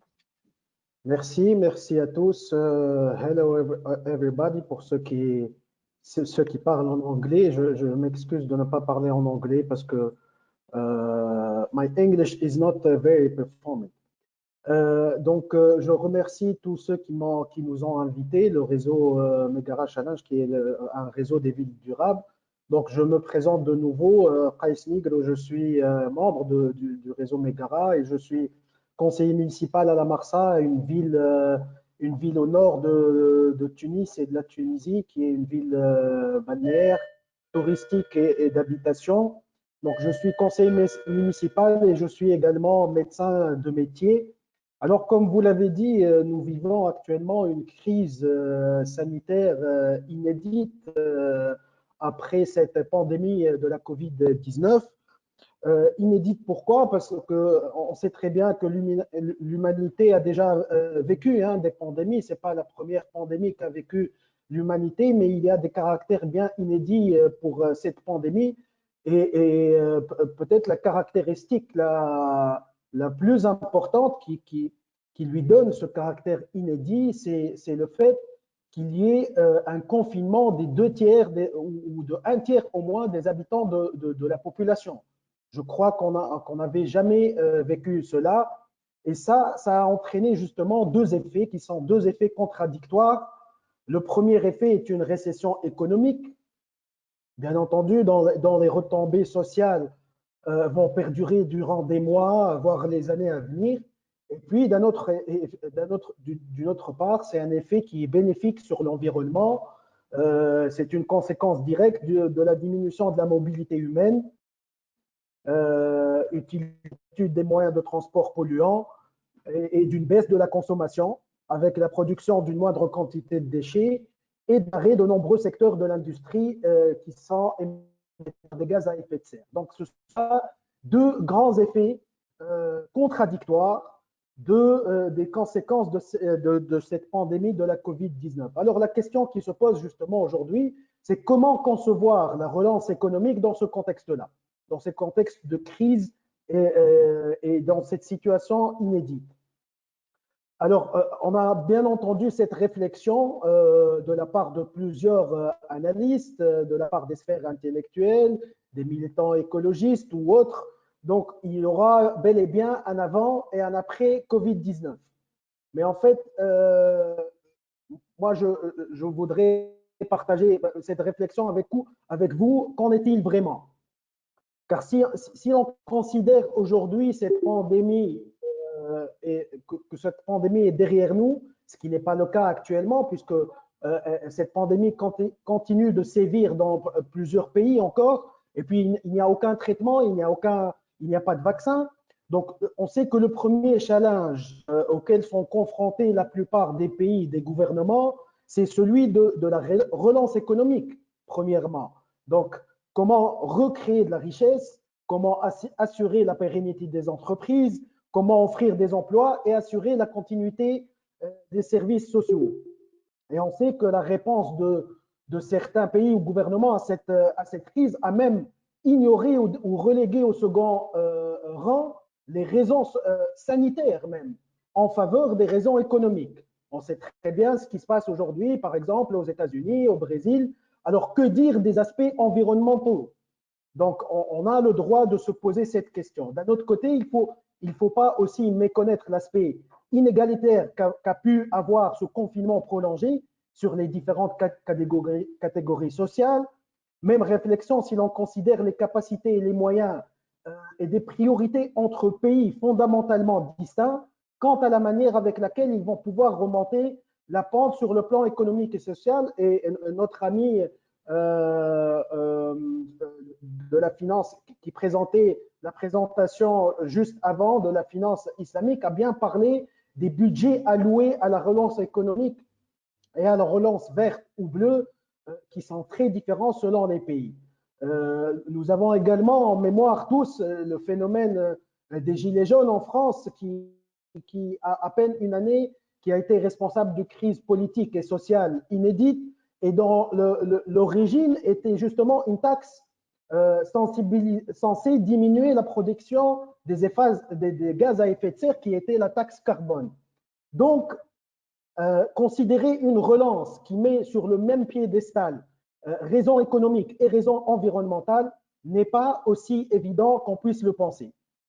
Et pourtant, je pense, et je pense que vous savez tous aussi, que l'opportunité est bien là et elle n'est pas réservée seulement aux pays riches. Je voudrais juste, à ce titre, rappeler que sur le plan historique, les différentes pandémies qu'a connues l'humanité, on sait que cette pandémie de la Covid-19 n'a pas été la plus meurtrière de part de l'histoire, mais ça n'est pas juste les chiffres de morbidité et de mortalité qui est intéressant à voir ici, mais c'est surtout, si on considère par exemple la peste au Moyen-Âge ou la grippe espagnole, on sait que les pandémies, par exemple, ou les pandémies de grippe sévissaient à une fréquence moyenne de 3 fois par siècle avant le 19e siècle, alors que cet intervalle s'est réduit de 10 à 40 ans dès le début du 20e siècle, et ce, à cause de quoi? Eh bien, à cause de l'accroissement de la population, de l'urbanisation et de la grande fréquence des échanges internationaux. Il faut savoir que, de par l'histoire aussi, l'urbanisation a été même citée comme responsable du déclenchement de la peste à l'âge de bronze ou à l'âge de l'Antiquité. Même chose pour la grippe espagnole. Il faut rappeler que les premiers cas de grippe, d'infection respiratoire mortelle qui ont été décrites chez les soldats britanniques ont été décrites là où se réunissaient toutes les conditions pouvant favoriser l'émergence d'une pandémie, c'est-à-dire le surpeuplement, le contact avec les animaux et l'exposition au gaz qui est un agent mutagène. Alors pour la pandémie Covid-19, l'analyse converge vers un changement de trajectoire dans le changement de transmission des virus, qui est la famille des coronavirus qui est connue depuis des millénaires, qui étaient des zoonoses, donc connues chez l'animal, mais qui est passée à l'homme à cause de conditions particulières de promiscuité avec les animaux, notamment dans certaines villes en Chine.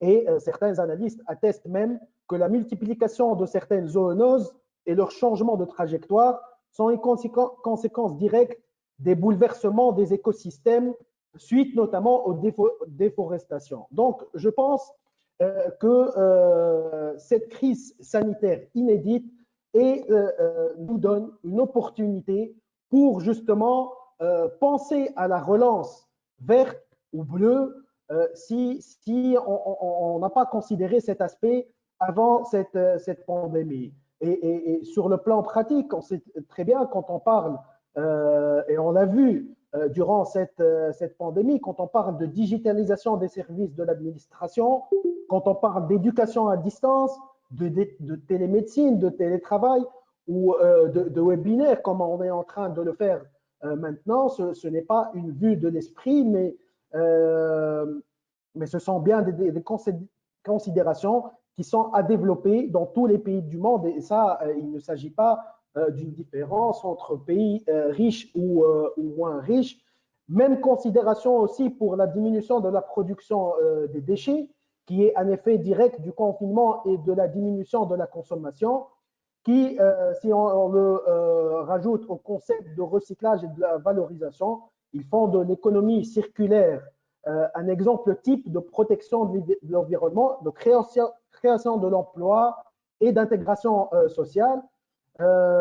Également pour l'importance de l'autosuffisance en certains produits sanitaires pendant la pandémie, on l'a vu, comme les médicaments, les tests de dépannage, les masques, les appareils respiratoires ou autres, poussent aussi à la réflexion pour le développement de la reconversion ou la relocalisation de certaines industries qui aboutissent à une meilleure gestion d'éventuelles crises sanitaires dans le futur, mais aussi à un impact carbone plus clément pour la planète. Donc, si je devais conclure, je dirais que le 21e siècle, comme pour toute époque, a vu surgir le débat houleux entre les partisans d'une croissance effrénée, créatrice de richesses, d'emplois et de bien-être matériel, et puis d'un autre côté, les défenseurs de l'environnement qui sont conscients de l'impact négatif de la vie humaine sur la planète qui l'abrite.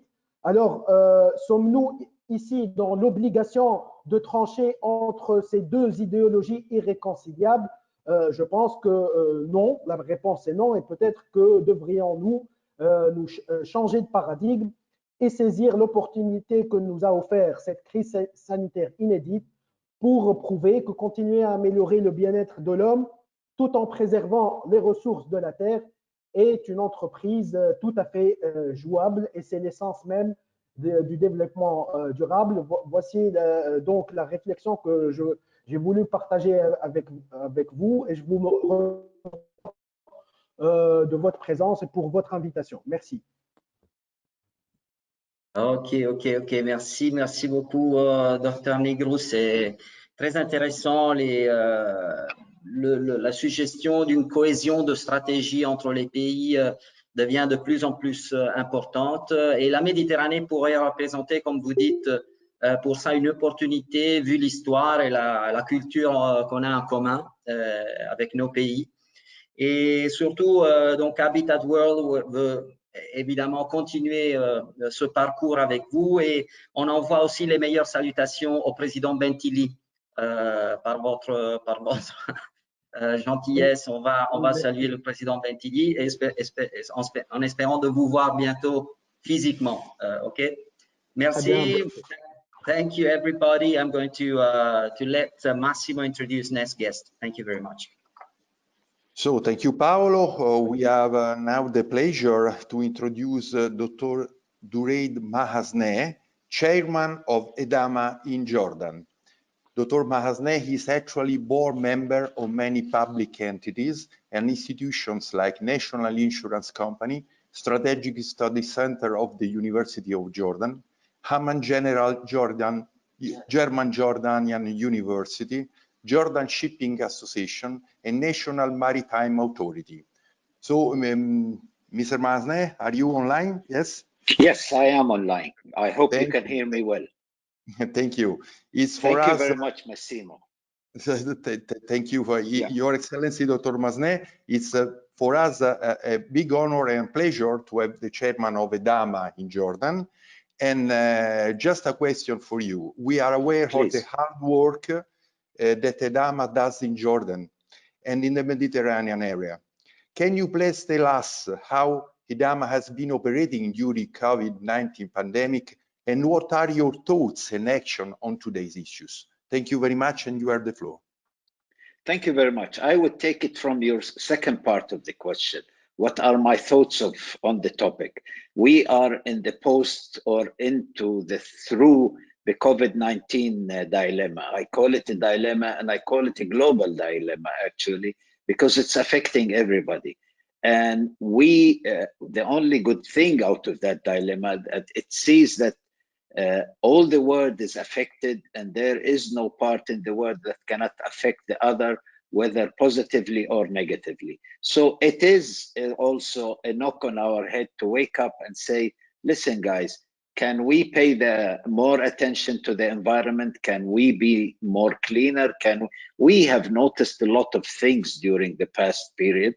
We have noticed that there is less CO2 emissions, there is less pollution, and we are also noticing that viruses are developing. Now, EDAMA in particular calls for 3 items, and EDAMA means in Arabic sustainability. And the 3 items or pillars of sustainability we talk about are the water, the environment, and the energy. So having said that, I come from a country which is probably the second poorest country in water resources in the world. We have enough water to offer for 2 million inhabitants, yet we have 11 million inhabitants.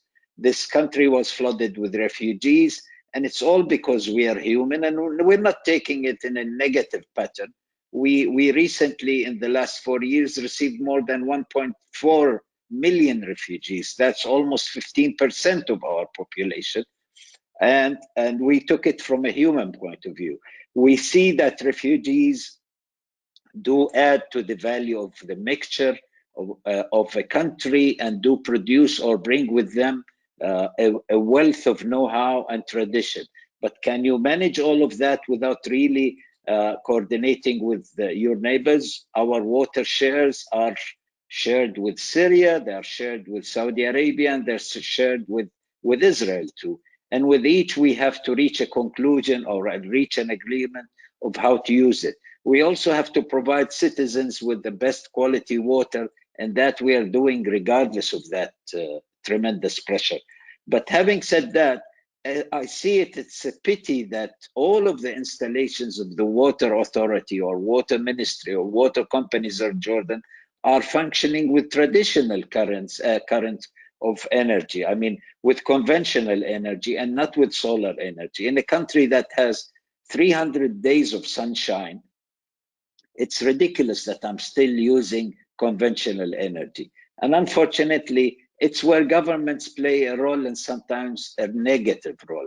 Governments can definitely tax conventional energy. This is a country that imports more than 94% of its resources, fuel resources, and on each, say, meter cube of gasoline, diesel oil, whatever, the government charges more than 70 to 100% of taxes. And then this is transformed to electricity. I pay in my house, for example, and if I use conventional energy or electricity, I pay something of 25 cents per kilowatt. While if I use renewable energy, that is down to less than 3 cents. So it is not really realistic and forthcoming that the government is doing that.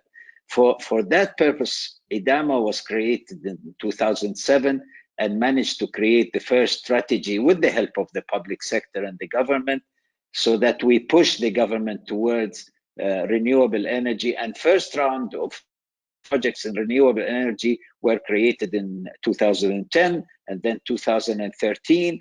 And lately, even in 2018, we had a third round, but that didn't see the light. Simply because governments are always more after revenues from taxes than from health protection and so on. Having said that, we are working with neighbors, and to answer your question about the period of COVID-19, actually we were so active. We almost had a webinar almost every 2 weeks. We started discussions with organizations like the German Fund, the EU, for creating more funds for more studies and application. We are doing now a fund. We're getting a fund now with the Canadian government to work in women and renewable energy. So we are there. Now, looking at the COVID-19 globally, I genuinely believe, and personally I believe, that political reform is an essence. And if we're talking about, say, the blue revolution or the blue development, I cannot understand that we have, or you have in Europe, refugees coming from Somalia, which is extremely rich in fisheries and should be rich in aquaculture, to find jobs in the north. This is a time, I cannot find that areas in the Middle East are mixed up with conflicts, military conflicts, and not really working on improving human rights. Environmental rights and environmental protection do work hand in hand with the human rights and with the political reform. We have to assure and help countries like this. I heard a long speech on how say facilities or banks can work, and I appreciate that. I'm not say that ignorant to or arrogant to not to, but I want to put in the period, or I wish that more influence and money and funds are put in the period after COVID-19 to really eliminate the disparity among nations, between North and South, between women and men, black and white, and all human creatures. That was my presentation in short, and I didn't to go on long and long. Looking forward for more cooperation with your esteemed organizations. Thank you. Thank you very much, Dr. Masne. Now we have the real dimension of the activity of your organization and the strategy that you are currently foster. We are talking about water, environment, energy. These are main targets for you now and for the future. So a very interesting, relevant contribution. We hope to see you very soon in Rome with all other speakers when we will be able to organize the live opening of the Biennale Habitat 2020-2022. Thank you very much again for your contribution. Thank you very much. I appreciate it. Paolo. Okay, thank you again for Massimo for switching the word. We have two more speakers with us, encore deux orateurs. Le prochain en français, next speaker in French. j'ai le plaisir d'introduire maintenant l'honneur de donner la parole à Monsieur Akli Kamel Cherif, ingénieur d'État et économie pétrolière de l'Institut algérien des hydrocarbures, expert international en économie d'énergie, expert en diagnostic et mise à niveau des entreprises. Bienvenue, Monsieur Cherif, vous m'entendez bien? On ne vous entend pas, il faut switcher le microphone. Voilà. Bonjour, c'est bon? OK. C'est très bien. Bienvenue donc à notre conférence, Monsieur Cherif. Vous êtes un expert très respecté de l'énergie en Méditerranée et nous souhaitons entendre vos réflexions et conseils sur le sujet d'aujourd'hui avec une question en particulier. Y a-t-il une différence entre le nord et le sud dans cette question? Effectivement. D'ailleurs, bonne question. Comme par hasard, mon intervention va axer sur votre question principale. Excuse me, I don't speak very well in English, but I speak French. Donc, moi, je vais essayer de parler de la transition énergétique et écologique dans le contexte méditerranéen et particulièrement algérien, où je vais prendre les cas d'exemple de l'Algérie.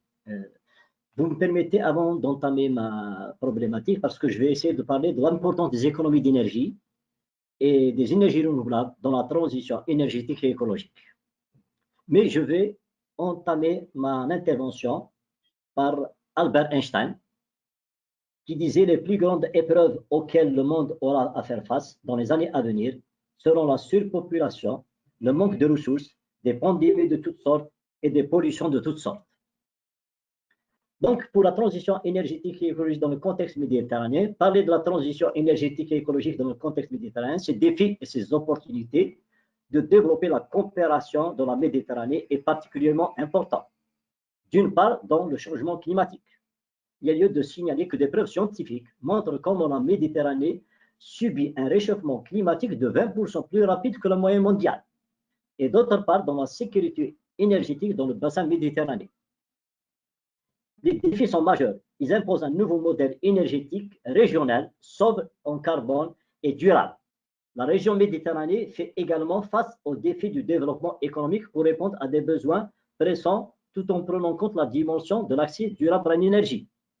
Dans ce contexte, le financement des projets reste problématique pour de nombreux pays de la rive sud méditerranéenne.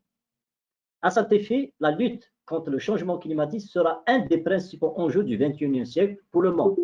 La transition énergétique à mettre en œuvre ne constitue cependant qu'un volet de la transition écologique qu'il va falloir réussir au cours des prochaines décennies. Pour l'Algérie, la transition énergétique et écologique vers un développement durable est une nécessité dictée par l'impératif d'un développement énergétique du pays sur le moyen et le long terme. En fait, les bouleversements structurels rapides et majeurs qui frappent aujourd'hui la scène énergétique mondiale ont mis l'Algérie devant d'importants défis et enjeux, dont celui de la diversification des sources d'énergie, et ce, afin de garantir la sécurité énergétique et assurer le développement d'une économie durable fondée sur la transition énergétique et l'économie circulaire. La mise en place d'une industrie locale des énergies renouvelables en Algérie est une condition sine qua non pour assurer la transition énergétique et écologique. Par conséquent, il est impératif pour l'Algérie et même pour les pays de la rive sud de rechercher un partenariat stratégique entre tous les acteurs de l'industrie des énergies renouvelables, notamment de la rive nord méditerranéenne. C'est important pour garantir un transfert réel de technologie et de savoir-faire avec la contribution des institutions spécialisées en recherche et développement. Il y a lieu de signaler que le ministre conseiller de la délégation de l'Union européenne à Alger a indiqué récemment que la transition énergétique et écologique est au cœur des relations entre l'Algérie et l'Union européenne. Là, c'est un problème qu'on doit essayer de développer ensemble. Maintenant, je vais passer à la problématique énergétique et écologique de l'Algérie. Dans ce contexte-là, je vais essayer de présenter la problématique de l'énergie en Algérie. Nous sommes un pays énergivore, nous sommes un pays qui possède de l'énergie fossile, mais en même temps, nous sommes un pays énergivore par excellence. Nous consommons actuellement en Algérie, la problématique, c'est plus de 60 millions de tonnes équivalent pétrole. Donc, 98% de cette consommation provient des énergies fossiles. 2% et moins de 2% énergie renouvelable. Et la tendance actuellement, si elle continue, elle risque de créer le modèle de consommation énergétique en Algérie risque de créer des inquiétudes et un risque à l'avenir sur les énergies fossiles. Maintenant, quelle transition énergétique pour l'Algérie à l'horizon 2030 vers un développement durable qui définit la part de chaque énergie et la protection de l'environnement? Là, je vais axer mon intervention sur deux sujets. Un sujet sur le développement des énergies renouvelables vers la transition énergétique et écologique. Un autre sujet sur la problématique de la gestion des déchets qui peut être de l'économie verte, de l'économie circulaire et de l'entrepreneuriat vert. Nous possédons un potentiel de déchets aussi important. Je commencerai par les énergies renouvelables. L'Algérie, je tiens à vous signaler que l'Algérie possède un potentiel de réservoir d'énergie solaire le plus important au monde, estimé à environ plus de 3000 heures en moyenne par an. La moyenne de rayonnement solaire en Algérie est de 2600 kWh par mètre carré par an. Dans les régions sahariennes, soit 3000 à 5000 heures de rayonnement par an, contre 1700 kWh par mètre carré an dans les régions côtières et 1900 kWh par mètre carré par an dans les régions des hauts plateaux. Regardez l'importance de ce gisement d'énergie solaire, sans parler de l'éolienne. L'éolienne, on n'a pas quand même un potentiel important comme le soleil. Actuellement, malheureusement, actuellement, les capacités à installer en Algérie dans les énergies renouvelables depuis 2010 avoisinent les 400 MW seulement en énergie renouvelable photovoltaïque. Cette capacité représente moins de 2% du bilan énergétique national. Il est impératif de signaler le potentiel photovoltaïque de l'Algérie qui est estimé à près de 2,5 millions de TWh par an, soit 105 fois la consommation mondiale d'électricité. Donc, l'objectif de l'Algérie est d'atteindre une production renouvelable de 200 gigawatts en moyenne par an. Il faut savoir qu'en Algérie, la durée moyenne d'ensoleillement est de 2500 à 3500 heures par an et que l'énergie moyenne reçue serait de 1500 à 2600 kWh par kilomètre par an. Ça, c'est plus important. Maintenant, je reviens au thème d'aujourd'hui, à l'économie verte. Moi, je vais parler beaucoup plus d'économie verte et je vais citer les déchets qui ont un impact aussi bien sur l'environnement. Je vais parler des déchets énergétiques qui sont importants chez nous et des déchets ménagers. Parmi les déchets énergétiques que je vais citer et qui n'ont pas été recyclés convenablement ou bien régénérés, c'est les déchets des huiles usagées, moteurs et industrielles. Actuellement en Algérie, l'Algérie génère plus de 200 000 tonnes de huile usagée, dont 70% provient des véhicules automobiles. Seulement 20% des huiles sont collectées, mais non régénérées. Donc actuellement, on n'a pas, et on sait que le reste de 80% reste jeté dans la nature, sachant qu'un seul litre d'huile usagée peut polluer 1 million de litres d'eau. Donc c'est un détail à ne pas négliger. Là, c'est important, alors qu'une tonne d'huile usagée régénérée permet d'obtenir 0,7 tonnes d'huile de base. Ça, c'est un déchet important qui va nous permettre de faire des économies d'énergie. Et actuellement, nous sollicitons donc la coopération de la rive nord méditerranéenne pour réaliser des projets de régénération de ces huiles qui n'existent pas chez nous. C'est une problématique. Le deuxième déchet énergétique, c'est les pneus usés aussi. Actuellement, le marché en Algérie avoisine les 7 millions d'unités avec un parc automobile de 6 millions de véhicules. Si on estime 20% à 30% de pneus sont usés, soit 1 million à 2 millions d'unités de pneus usés qui sont jetés dans la nature. Le troisième déchet qui est vraiment important, et là il peut toucher l'économie verte et l'économie bleue, c'est les sacs en plastique. L'Algérie consomme 7 milliards de sacs en plastique par an, soit environ 200 sachets par an et consommés par chaque Algérien. Notre pays se place au rang du 5e plus gros consommateur au monde de sacs en plastique, après les États-Unis, le Maroc, la France et l'Australie. Au moment où le plastique représente, faute d'une industrie de recyclage, 60 à 80% des déchets déversés dans le milieu marin. Ça, c'est important. Et là, je sollicite parce que les gisements, je reviens maintenant aux déchets ménagers.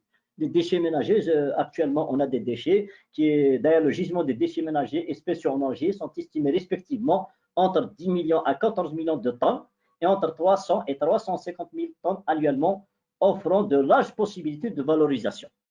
Seul un taux à peine de 10% recyclé des déchets. Et quand on cite sur les déchets ménagers, actuellement, je cite l'exemple de l'Allemagne, de la Suède et de la Hollande ont transformé les déchets en énergie électrique.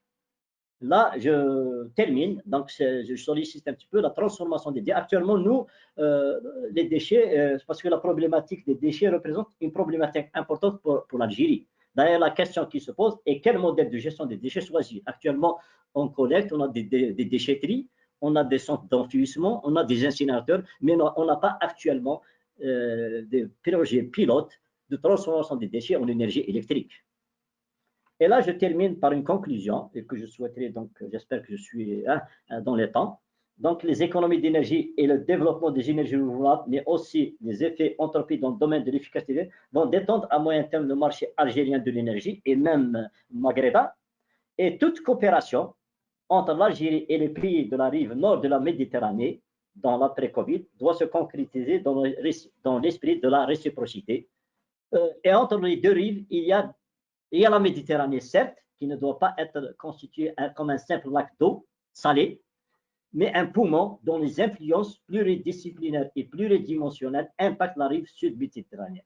En termes de facteurs de développement, il est clair qu'il y a un déséquilibre entre le nord-sud de la Méditerranée et je termine en disant qu'il y a lieu de rappeler que l'eau, l'énergie et l'environnement sont en fait les trois piliers de tout développement économique et social et du progrès. Sur ce, je vous remercie. Et merci à vous, Monsieur Chérif, très intéressant et encore de votre discours, une confirmation qu'on a besoin vraiment en urgence en plus, de coordonner les financements de projets méditerranéens. Donc, en tant que zone culturelle et région qu'on partage à beaucoup. On voit que le Covid, comme vous dites, a franchi toutes les frontières. Donc, les solutions de reprise doivent tenir compte qu'on doit travailler ensemble comme des êtres humains pour le bien de notre planète et non plus pour notre propre intérêt individuel. Donc, merci encore, merci à vous. J'ai dit tout à l'heure, j'étais très honoré d'avoir la présence du Maghreb aujourd'hui. Il nous manque d'autres pays importants côté donc sud de la Méditerranée, mais on va certainement continuer cette relation dans notre futur et bientôt. So thank you very much, everybody. I let Massimo to introduce the last speaker of the day. It has been a long day, but I think we are almost there. Massimo, your turn. Thank you very much, Paolo. Now we come back to Italy and have the pleasure to introduce Professor Stefano Armenia, adjunct professor and research fellow at the Link Campus University in Rome and president of the System Dynamics Italian chapter. Can you hear me, Professor Armenia? Yes. Can you hear me and can you see my slides? Yes. Just a short question for you, just a short question. So can you explain how is the system that you are showing us, so supporting policy making and impact values of sustainable policy to a system dynamic and thinking approach, which is the aim of this project? Thank you very much. Thank you. Well, rather than a project, I would rather say that we're talking here about shifting to a new thinking paradigm, which, by the way, is not so new as it was originally proposed by Jay Forrester at MIT in the late 60s and came to the wider audience through the well-known report to the Club of Rome, Limits to the Growth, which I assume you might know. So here today, we are somehow trying to, let's say, propose to recover such a thinking approach, which somehow had been already shown to be able to capture the complexity of the world we're living in, but for several reasons it was somehow discarded at the time, probably because we were not thinking that the world would be so finite as it is. But 50 years later, we have found that the world, it is indeed finite and does not allow for resource waste. So somehow this is a brief abstract of what I'm going to tell you today. So as I was saying, during the last 50 years, linear approaches have demonstrated to fail, also because of the capability of grasping the systemic, let's say, complexity of the various systems that we live in. So society is a system, the oceans is a system, Earth is a system, our body is a system. So everything that surrounds us is a system, and these systems are interconnected, deeply interconnected, so tightly or loosely interconnected. But anyway, they are interconnected. And of course, when dealing with the systems, the way we have been also proposing our policies has been driven mainly by linear thinking during the last 50 years, mostly. Let's say, I would not like to generalize, but I would say that most of the policies that were defined were let's say, driven by this approach. And this, of course, tends to neglect also those socioeconomic aspects or psychological or behavioral ones that, for the sake of simplicity of reasoning, are neglected, or sometimes also because of our inability to deal with complexity, because basically we are not prepared to deal with such a complexity. And so the baseline of this small talk that I'm giving today is that system thinking can help achieve a better understanding of how to deal with this complexity of systems interacting, and also how system dynamics modeling and simulation can support our capability to forecast impacts due to policy implementation in a potentially risk-free environment. So in order to come to these conclusions, I need to give you some, let's say, concepts.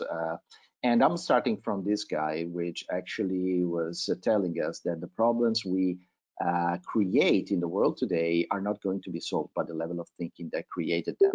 I mean, if we think about it, this is pretty obvious, because if we had the level of thinking to solve them, we would not create those problems. Which means that this statement calls for a jump, so a change, a shift of paradigm in the way we think today. So, and the way we think today needs to help us in solving what are, still nowadays our biggest problems in the world, which are basically, resumed and listed here: armed conflicts, spread of infectious disease. This is pretty actual. Growing population, availability of energy, the economy, terrorism, climate change, poverty, hunger, lack of water, which are all topics that were discussed today. And you see, this list is from 2011 and still pretty actual, I would say. But why do this problem persist? One could question. Because most of the times, and in many occasions, because the school is not preparing ourselves as students, even for the lowest grades, to solve them. And schools are basically teaching us to learn and to solve, these simple problems, which can be easily solved by applying. Of course, this is an exemplificative, case, which can be solved by applying a simple arithmetic operation. But schools are not preparing us still today to solve this kind of problem, which is to find out when the peak oil moment will be reached. And peak oil will be the moment in which the maximum rate of petroleum extraction is going to be reached, and after which the rate of oil production is expected to enter terminal decline. So who is going to help us to deal with this? We need to change and shift our thinking paradigm. This interesting cartoon is helping us also to deal with the fact that sometimes we are faced with not a really linear situation, rather circular ones. So Dilbert goes to his boss and asks, hey, our online budget approval system isn't working, so there is a process for making changes to the system, but I don't know it. And he goes on, well, I could take a class to learn the process, but there's also a process for approving classes. So now the thing starts to be a little bit more complicated. I could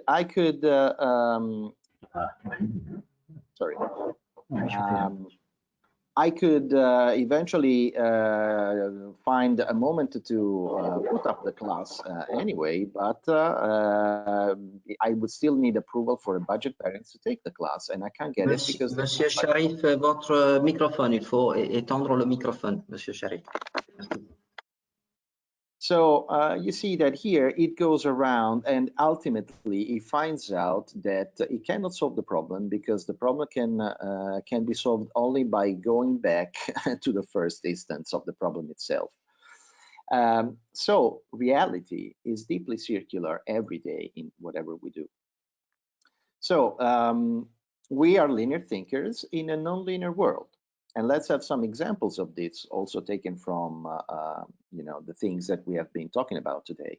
So let's assume that we are a farmer and we want to increase the crop yield that we have every year or every month or whatever, every year, let's say.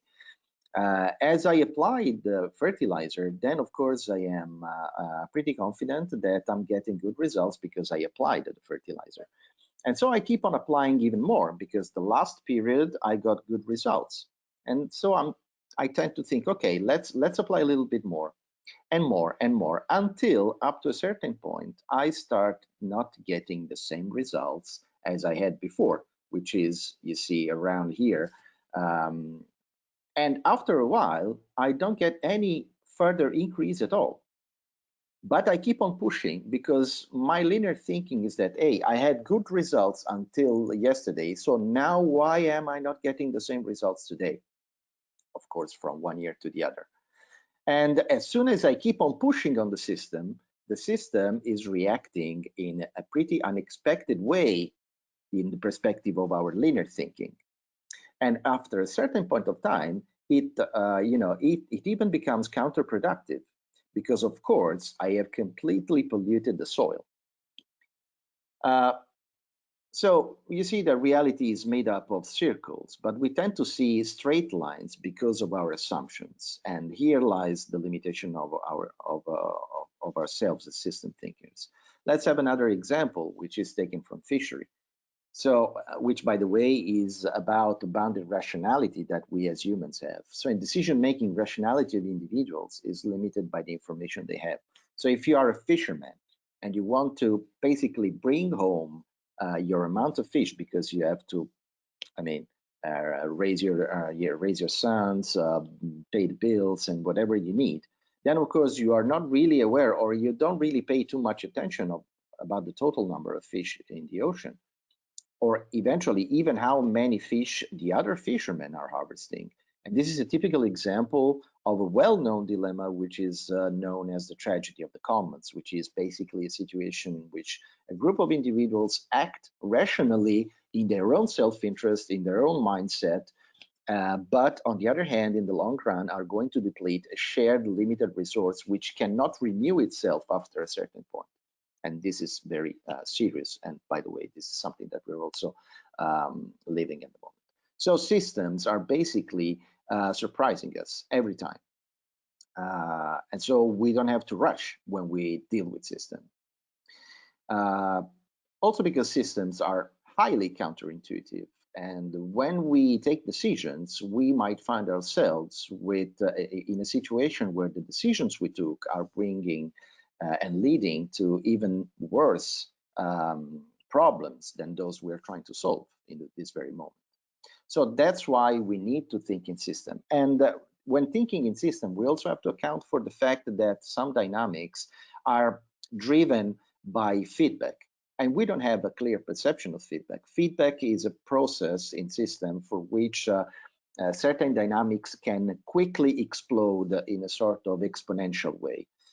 This is an example of the pond of lilies, and lilies have this tendency of doubling their surface over a certain period of time. So if you are, for example, a gardener, you might lead to think that lilies are there growing linearly, but if you want to protect your pond, you might find yourself in a situation where you cannot cope with those lilies anymore, and your pond is going to be completely covered. And by the way, systems are also very difficult to deal with because actually they resist to our policies. So if you assume that you're falling down of such a waterfall and you try to save your life, you might tend to think that in order to save your life, you have to, you know, quickly swim towards the shore. But in that specific place where you have landed inside under the eye of the waterfall, the best thing you could do if you knew how the system works is to dive under and let the current bring you away from that space, and then be able to more easily swim and save your life. So you have to understand what is the structure of the system in order to apply the right policies. So I'm not going to deal with the technicalities, but if we think of what was said, for example, before in terms of CO2 emissions in this period of COVID-19, yes, CO2 emissions have lowered. They are lower than before, but still they are flowing into the top. So in order to remove CO2 from the atmosphere, and in order to be able to, you know, solve the problem before it is too late, we need to reduce the emissions below the removal value. So in other words, we have to remove more water from the tub than the water we put into the tub. And that is one of the issues that most of our governments still do not understand. Well, there is a typical modeling approach. I'm not going into the details, but of course, the COVID-19 can be and has been described also by us with some system thinking and system dynamics model. And actually, by means of these models, we are able to reproduce you know, the typical structure of the system, and hence we are able to apply the right decisions by taking into account what is really happening. And through these models, we were able to basically, you know, capture the real dynamic of the epidemics. So if you see down here, the number of cases growing in total, you see that this model is exactly behaving like the one you see at the top of the figure, which is driven exactly by this kind of model, which is a very simple model. I'm not going into the details because we do not have time, and you probably might be able to have a look at my presentation when it will be shared. But anyway, by a simple susceptible, infected, and recovered model, which has been dealt in a systemic approach by considering delays, feedback loops, and all the things that I was telling you about at the beginning, we are able to exactly fit the behavior of the epidemics with a very simple model, which is then supporting us in taking the next decisions. So the bottom line here of my presentation is that, of course, most of the times we don't have to rely only on correlation, because correlation is very different from causation. And causation is what is determining the structure of the system, and the structure of the system is what is determining ultimately its behavior. So we need to understand the structure of the system in order to be able to understand the future behavior of that system, and hence be able to apply those policies which are not going to have impacts which we were not able to eventually forecast. So those models are very helpful if we want to forecast in the right way and not with a linear approach the policies to be implemented.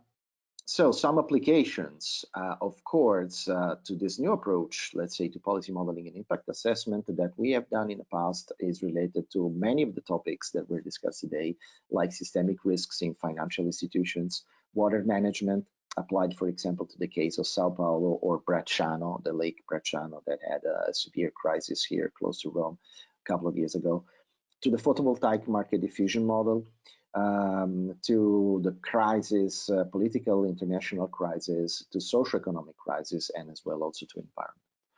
As a bottom line, I want to say that the COVID-19 lesson learned are very helpful, because actually by understanding that these dynamics are implying a delay, and also the action of some feedback loops that determine this dynamic, we might learn a lot also on the fact that we are losing a lot of time before the climate crisis will reach its peak, after which it will be too late. We have been all hit by the COVID-19 situation, and we have all understood that there are these delays and there are some dynamics acting. So now, if we are able to understand this also with reference to something that has a slower dynamic and hence is not yet posing its real problems. Well, some of them are, because we can see them more and more every day.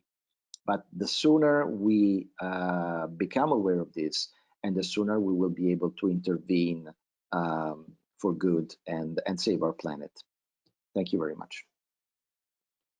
So thank you very much, Professor Armenia, and thank you especially for giving us the opportunity to better understand your work and your innovative research and program and way of thinking. So we appreciate your contribution and we foresee a bright future for our excellent partnership. Thank you very much. Thanks a lot. So, Professor Armenia was the last speech for today, and I wish to thank all the honorable speakers for their precious ideas and advices. Habitat World will follow up the action stimulated by the Today Digital Conference and with everyone, as we know that we all need long-term strategic thinking to respond at regional and global level to this unprecedented challenge. We also invite all participants to join the last digital conference as third pillar of the Biennale Habitat World in July, anticipating the topic that will be human values in the Mediterranean, and will include a number of key speakers, and between them, Dr. Nabil Al-Sharif, Director of Anna Lindh Foundation. Thank you again for your participation, and see you soon. Paolo, we are going to close our session. Oui, alors je vais terminer avec les mêmes mots que Massimo vient de dire. C'est que les microphones. Excusez-moi, j'avais oublié le microphone. Alors, je vais conclure pour nos amis de Tunisie, d'Algérie et ceux qui nous ont suivis en français aussi. Donc, après ce dernier discours du professeur Armenia sur les effets du Covid et donc l'activité qui est faite par son université. Je souhaite remercier tous les orateurs pour leurs idées, les conseils précieux. Habitat World suivra les actions dont on a pris note et stimulé par ce deuxième webinaire avec tout le monde. Vous recevrez notre contact bientôt. Puisque nous avons tous besoin d'une pensée stratégique à long terme pour répondre à un niveau régional, on l'a compris, et à ce défi sans précédent. Nous invitons également tous les participants à joindre la dernière conférence web qui sera le troisième pilier de la Biennale Habitat World en juillet. On va vous communiquer bientôt la date et anticipant le sujet qui sera les valeurs humaines en Méditerranée avec un nombre de conférenciers de haut niveau comme toujours, comme aujourd'hui. Et entre eux, on aura aussi le docteur Nabil Al-Sharif, qui est le directeur de la fondation Anna Lindh. Et alors, je remercie encore tout le monde et merci pour la patience d'avoir attendu votre tournée. Merci beaucoup. À bientôt. Grazie. Ciao. Bye bye. Grazie a tutti. Thank you. Thank you to everybody. Thank you. Thank you. Bye. Have a good day. Merci, bonne journée.